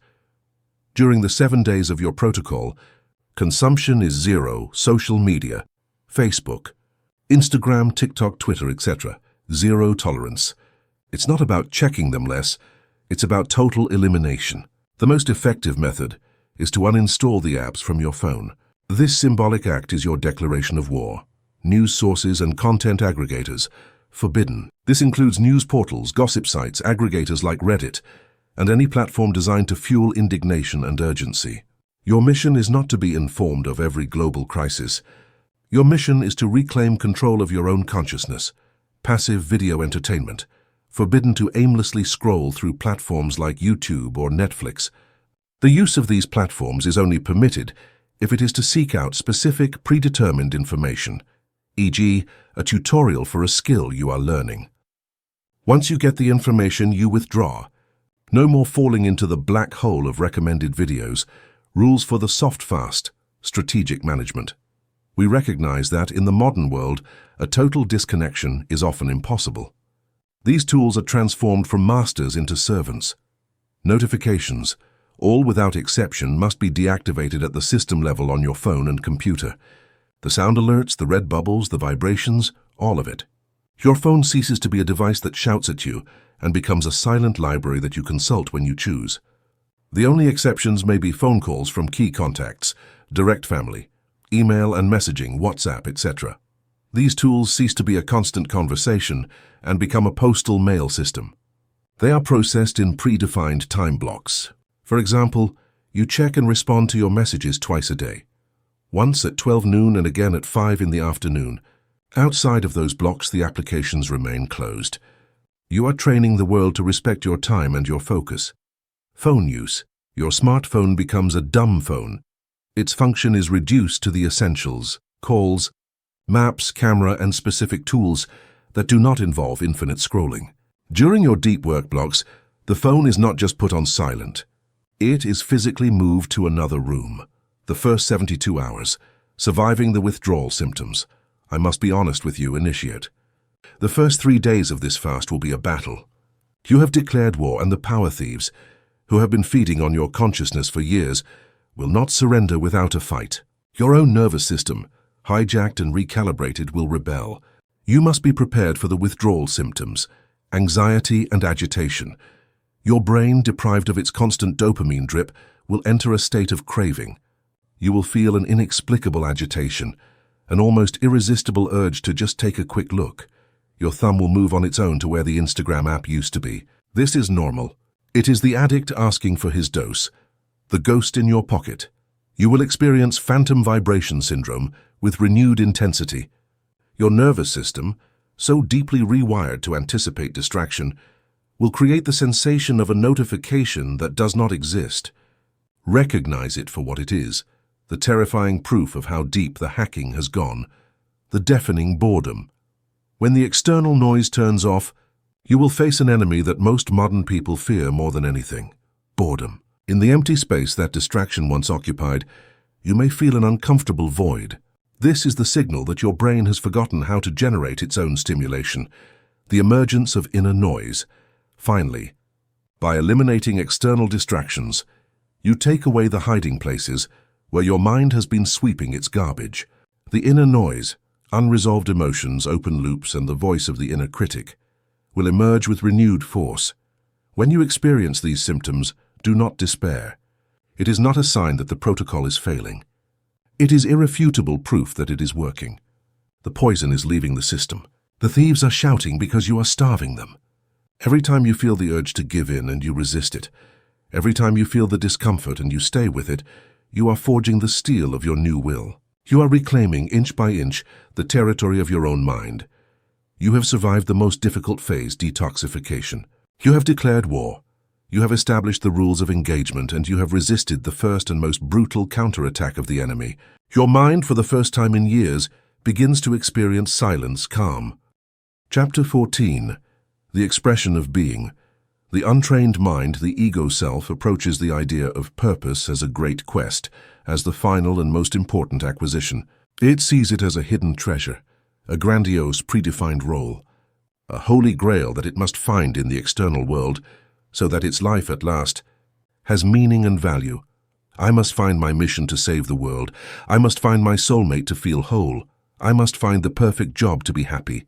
This search, though noble in appearance, is born from a fundamental illusion, the same one we have been dismantling throughout this codex. It is born from the belief in separation and lack. It is born from the idea that purpose is something external to us, something we lack, something we must acquire to fill an inner void. It is, in its essence, another form of scarcity consciousness, and this search often leads to immense frustration and existential paralysis.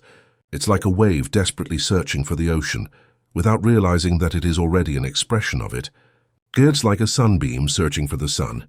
The initiate in the Codex, who has awakened to his nature as the I Am, understands purpose in a radically different way, a way that frees him from the burden of the search. The purpose of the self is not to find something, it is to express itself. The purpose of the sun is not to achieve the goal of warming the earth. Its purpose is simply to shine. The warming of the earth, the growth of plants, life itself, are natural and inevitable consequences of its shining. The purpose of a rose is not to achieve beauty or win the prize for the best flower. Its purpose is to blossom. It is to express its roseness in the fullest, most authentic way possible. The beauty and fragrance that delight the world are the inevitable consequences of its blossoming. In the same way, your purpose is not a goal you must achieve in the future. It is the authentic expression of the essence you already are in the present. It is not something you do to find joy. It is the joy you feel in doing what you are. Purpose is not a what, a profession, a role. It is a how, a quality of being. It is not a destination, it is a direction. The anatomy of your divine expression, your dharma, your unique expression in the world, what Eastern traditions call your dharma, is not a profession. It is a quality of being that manifests through your actions. It is the sacred intersection of three great forces, three rivers that, when they converge, create the powerful and unique current of your life with meaning, your unique frequency, the gift, the how. Every individualization of consciousness, every soul comes to this world with a set of innate gifts and talents. They are not accidental. They are the tools that the self has chosen for its expression in this life. They are the unique color and texture of your brush. Your unique genius often resides in the skills that come so naturally to you that you don't even consider them a talent. It is what you do effortlessly. What others find difficult, but for you, is like breathing. Perhaps it's your ability to see patterns and create order out of chaos. Perhaps it's your capacity to feel empathy and create safe spaces for others. Perhaps it's your gift for communicating complex ideas with a beautiful simplicity. Perhaps it's your ability to create beauty with your hands, your voice, or your body. To discover your gift is not to learn something new. It is to recognize what is already there. Your sacred joy, the passion, the why. Your passion is the compass of the self. The feeling of joy, enthusiasm, of flow, that state in which time disappears and you merge with the activity, is a direct signal from infinite intelligence that tells you, you are on the right path. You are aligned with your true nature. Stay here. We must differentiate this sacred joy, which is an energy of expansion and creation, from the simple pleasure of the ego, which is often a search for distraction and instant gratification. Joy is the feeling of the soul expressing itself. It is the resonance you feel when your unique frequency is being emitted into the world. Your call to service, the contribution, the for whom. Finally, the self, being an expression of universal consciousness, which is unity, longs to contribute to the whole. Your purpose is fully realized when you apply your unique gift, your how, in a way that fills you with joy, your why, to serve a need in the world, to add value to the lives of others, your for whom. The sun does not shine for itself. Its radiance, by nature, serves the entire solar system. Service does not have to be a grandiose act. It can be the service of creating a laugh in a friend, of writing a code that saves someone time, of cooking a meal that nourishes your family, or of building a company that solves a problem for thousands of people. The workshop of the soul architect, practices for discovering your Dharma. We have understood that our purpose is not a goal to be found, but an essence to be expressed. It is the intersection of our unique talent, our sacred joy, and our service to the world. But how is this Dharma discovered in practice? How is this abstract concept translated into a clear and tangible life path? The initiate does not wait for a divine revelation from the sky. He becomes an archaeologist of his own soul. The first practice, the archaeology of the gift. Your greatest gift is often invisible to you. It's like water to a fish. To discover it, you must use the mirror of your own life and of others. The archaeology protocol. The archaeologist takes his journal, his excavation map, and begins to explore, following 3 trails that lead to the treasure. The childhood passion trail. The architect travels back in time to the age of 7 to 14, before the world told him what was productive or realistic.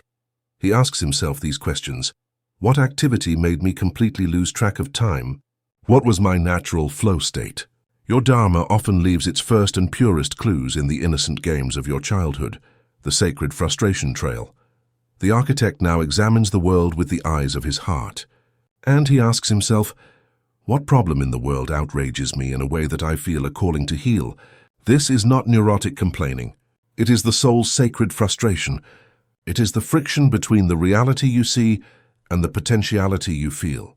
Your greatest frustration often points directly to your greatest contribution, the effortless skill trail. Finally, the architect takes an inventory of the skills that come so naturally to him that he does not even consider them skills. They are the things that others constantly ask for his help with. Are you the person everyone turns to explain something complex? Are you the one people call to organize a complicated trip? The initiate looks for the intersection of these 3 trails, and there in that sweet spot, where your childhood passion meets your sacred frustration and is propelled by your effortless skill, lies the heart of your unique expression in the world. The archaeology is finished for now. The dust has settled, and in front of you on the table of your consciousness lie the fragments of your treasure, the clues to your passion, the hints of your genius. You are no longer an ordinary person. You are the custodian of a unique gift. You have unearthed the raw marble of your purpose. But marble, no matter how precious, is not yet a sculpture. Knowing your gifts is the first step. The next is to heal the wounds that prevent you from using them. The second practice, the soul's laboratory, testing your Dharma. The architect knows that discovery on paper is not enough.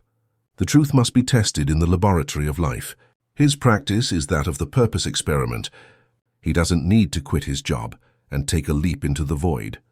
That is the ego's way, seeking drama. The soul's way is that of wise experimentation. He begins to create small purpose labs in the margins of his life.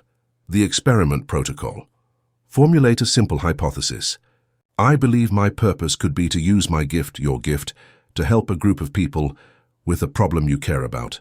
Then, design the smallest, lowest risk experiment possible to test your hypothesis. If you suspect your Dharma is in teaching, offer to give a small free 1-hour talk to a group of friends. If you believe your gift is to heal, volunteer at a hospice or simply listen to someone going through a tough time. If you believe it's creating beauty, dedicate a weekend to a small art project. Evaluate the somatic data. After the experiment, don't ask, was I successful? Or did I make money? Ask, how did I feel? Did you feel energized even if your body was tired? Did you feel a sense of flow that time disappeared? Did you feel a deep sense of "this is me," of being at home? Or did you feel exhausted and empty, as if you were playing a role? Your purpose is not discovered through thought. It is discovered through action, feedback, and continuously tuning in to the compass of your joy. The expression of being is no longer a mystery to be solved. It is a map that you have begun to unearth from the depths of your own soul. You know your gifts. You have heard the call of your joy. You have identified the service that calls you. You no longer ask with anguish, "What is my purpose?" You have transcended the question. Now the master's question, the question of the architect standing before his marble every morning is, how do I choose to express the magnificent and unique truth of myself today? Chapter 15. Walking as a world. Throughout this codex, we have explored techniques, practices, and principles. They are the scaffolding necessary to build the edifice of a new consciousness. But the goal of all training is not to train forever. It is to reach the point where training becomes unnecessary, because the skill has been embodied. The initiate at this final level no longer practices being a creator. He simply is a creator. The laws of the mind are no longer rules he studies. They are the natural physics of his being. Visualization and affirmation are no longer techniques he performs. They are the default dialogue of his mind and the natural landscape of his imagination. Coherence and gratitude are no longer states he cultivates. They are the atmosphere he breathes. He has stopped being an architect who designs worlds. He has realized that he is a world. What does it mean to walk as a world? It means that your inner state has become so coherent, so stable, and so powerfully anchored in the truth of the I Am, that it is no longer a reflection of the outer world. On the contrary, the outer world becomes a reflection of you. You stop being a thermometer that merely registers the room's temperature and become the sun that sets the room's temperature with your mere presence. Your state of being is no longer a reaction. It is a radiant cause. The three pillars of embodiment, the architecture of being, this state of mastery of walking as a world, is supported by three living pillars. They are not qualities you acquire, but truths of your being that you rediscover and allow to be fully expressed. The pillar of presence, the anchor in the eternal. The basis of this state is an unshakable presence in the present moment. The untrained mind lives in psychological time, hijacked by the ghosts of unhealed pasts and the specters of feared futures. Its energy constantly leaks toward what was and what could be. The master, on the other hand, has anchored his consciousness in the only point of power that exists, the eternal now. This presence is not a state of passive detachment or Zen indifference. It is a state of total immersion and sacred communion with the moment. When the master speaks with someone, he is 100% there. He is not thinking about his next response. He is listening not only to the words, but to the silence between them, the longing of the other's heart. His presence is a gift of validation and healing. When he works, he merges with the task. The doer dissolves and only the doing remains. He enters the state of flow where time disappears and creativity flows through him effortlessly. When he walks in nature, he is nature. He feels the wind not on his skin but through his being. He sees the tree not as a separate object, but as another expression of the same life that animates him. This ability to be fully present ends the inner civil war between past and future. And all that energy, once wasted in the conflict of regret and anxiety, is released and becomes available for creation, connection, and joy in the present moment. The pillar of alignment, the soul's compass. From this foundation of presence, the master's decisions are no longer born from the fearful, calculating logic of the ego. They are born from alignment. Faced with any choice, from the most mundane to the most transcendent, the master does not ask himself, "What is safest?" or "What is most convenient for me?" He asks, "What action, what word, what choice feels most aligned with the being that I know I am? Which one resonates with the deepest truth of my heart?" He has learned to trust the compass of his heart and his intuition over the obsolete, second-hand maps of his rational mind.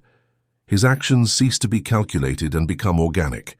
They cease to be forced and become a flow. They cease to be a strategy to get something and become the natural expression of his being. And by acting from this place of deep inner alignment, his actions in the external world have a grace, a power, and an effectiveness that seem miraculous to the uninitiated observer. The right doors open, The right people appear. Solutions arise, not by luck, but because he is swimming in the center of the Tao's current, the pillar of playful creation, the dance of Lila. Finally, the master who walks as a world transforms his relationship with life itself. Having found peace and joy in the inexhaustible source of his own being, he no longer needs his creations or his achievements to give him happiness. And this, paradoxically, makes him the freest and most powerful creator. He understands the truth that the sages of India called Lila, the divine game. He knows that the universe is not a serious problem to be solved, but a work of art, a dance, a symphony to be created and enjoyed. He plays his roles in the world, as a parent, a professional, an artist, with total excellence and presence, but with an inner lightness. He knows it is a sacred game. This perspective frees him from the tyranny of personal importance. He no longer takes himself so seriously. It gives him the freedom to be audacious, to try great things because he is no longer afraid of failure. Failure is simply an interesting move on the board, an opportunity to learn a new strategy. It allows him above all to enjoy the process, to savor every moment of creation, not for what it will give him, but for the simple, pure joy of playing. We have explored the three great qualities that define the person who walks as a world: the presence that anchors, the alignment that guides, and the joy that creates. This is the identity that awaits you at the end of the journey of consciousness. But what does this look like in practice? What are the subtle disciplines that the master uses, not to train, but to maintain this state of grace in the midst of the chaos and demands of the world? The workshop of the unified self, the practice of non-practice. The answer is paradoxical. The master's practice is no longer a series of techniques that he does at a specific time. His entire life becomes a practice, a moving meditation. The techniques you have learned so carefully, the distraction-fast, monofocal meditation, deep work, were the scaffolding, the mold, the necessary guide to build the building of your new consciousness. Once the building is finished and its foundations are solid, the scaffolding can be removed. The practice is no longer something you do, but something you are. This state of mastery, of embodiment, is supported by three living pillars. The first pillar, anchored presence, living the I am. The basis of a masterful life is presence. The master has trained his attention to the point that he can maintain a double focus consciousness. One part of his attention is engaged with the task at hand, with the conversation he is having, with the world of form, but another part of his attention always remains anchored in the silent background of his own being, in the feeling of the I am. It is like a master musician who, while playing an incredibly complex melody, is always aware of the tonic note, the harmonic center that holds the whole piece together. This constant connection to inner silence is what allows him to move through the world of noise without being swept away by it. The initiate's integrated practice is constant anchoring.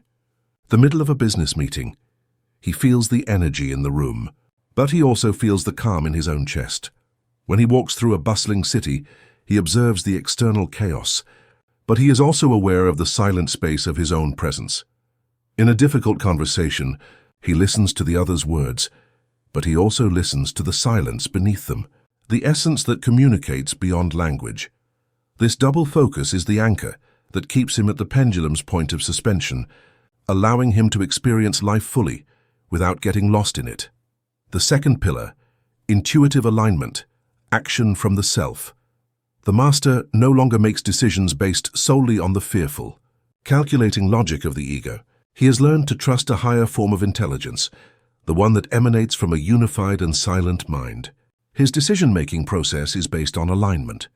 Faced with any choice, the master asks himself, what choice feels most aligned with the being that I know I am?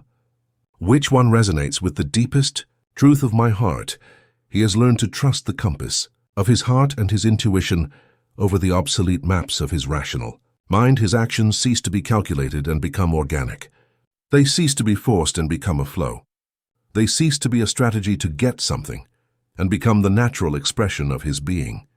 And by acting from this place of deep inner alignment, his actions in the external world have a grace, a power, and an effectiveness that seem miraculous to the uninitiated observer.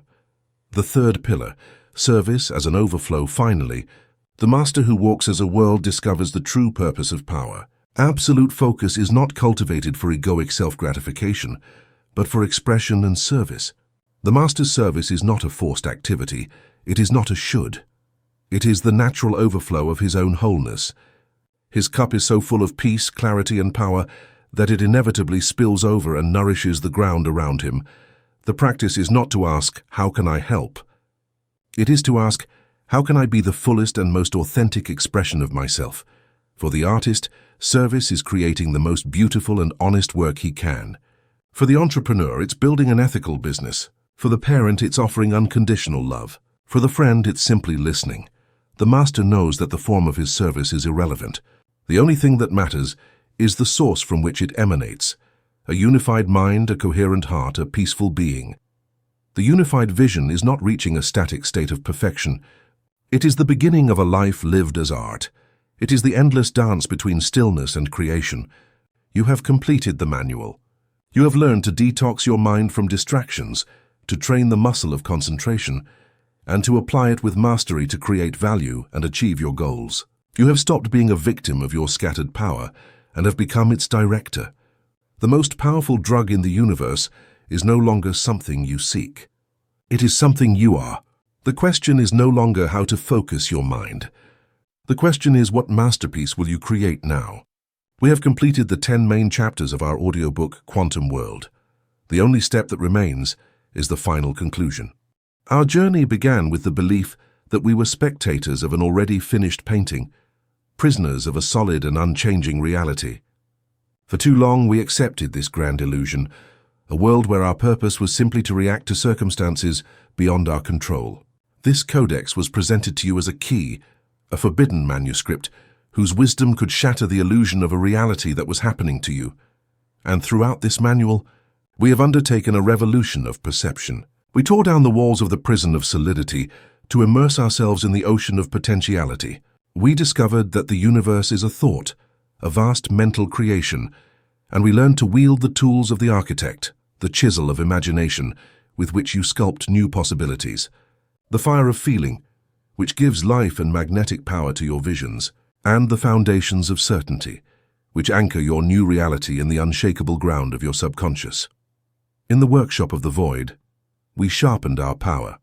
We learned to use the eye that collapses reality, shifting your gaze from the fleeting shadows of the past to the brilliant light of your chosen future. We practiced creating memories of the future, convincing your brain and body that your desired reality is not a hope, but a fact that has already occurred. We navigated the flow of life with the wisdom of non-doing, and learned to read the subtle echoes of synchronicity that confirm you are on the right path. We practiced a fierce loyalty to the invisible, maintaining our faith even when the world screamed the opposite. Finally, we discovered our true identity as the I Am, the pure consciousness behind the character, the infinite space that contains all possibilities. You learn to express your authentic self, to lead with a heart of coherence and to walk as a world, so that your very presence becomes a source of peace and inspiration for others. The architect's journey has not been to learn how to paint a single masterpiece. It has been to realize that you are the artist, the painting, and most importantly, the canvas itself, and that canvas is infinite. Creation is not an act performed to reach a final destination. It is the eternal process of joyful self-expression. The fulfillment you seek is not at the end of the road. It is found in the deep, unwavering joy of being on the road itself. Your journey of learning doesn't end here. Your true masterpiece begins now. Upon waking each morning, you no longer face a predetermined day. You face a blank canvas. The master's question is no longer, how do I create what I desire? The question is, what beauty do I choose to express today? If this manual for the architect of reality has resonated with you and has awakened the creator within you, we invite you to continue this exploration. Subscribe to our channel, Path of Knowledge, for more wisdom that expands the mind. Like this video as a declaration of your power, as an artist of life. Share this knowledge with someone who is ready to pick up their own paintbrush. Thank you for your time, for your courage, and for the brave decision to stop observing reality and, at last, start creating it.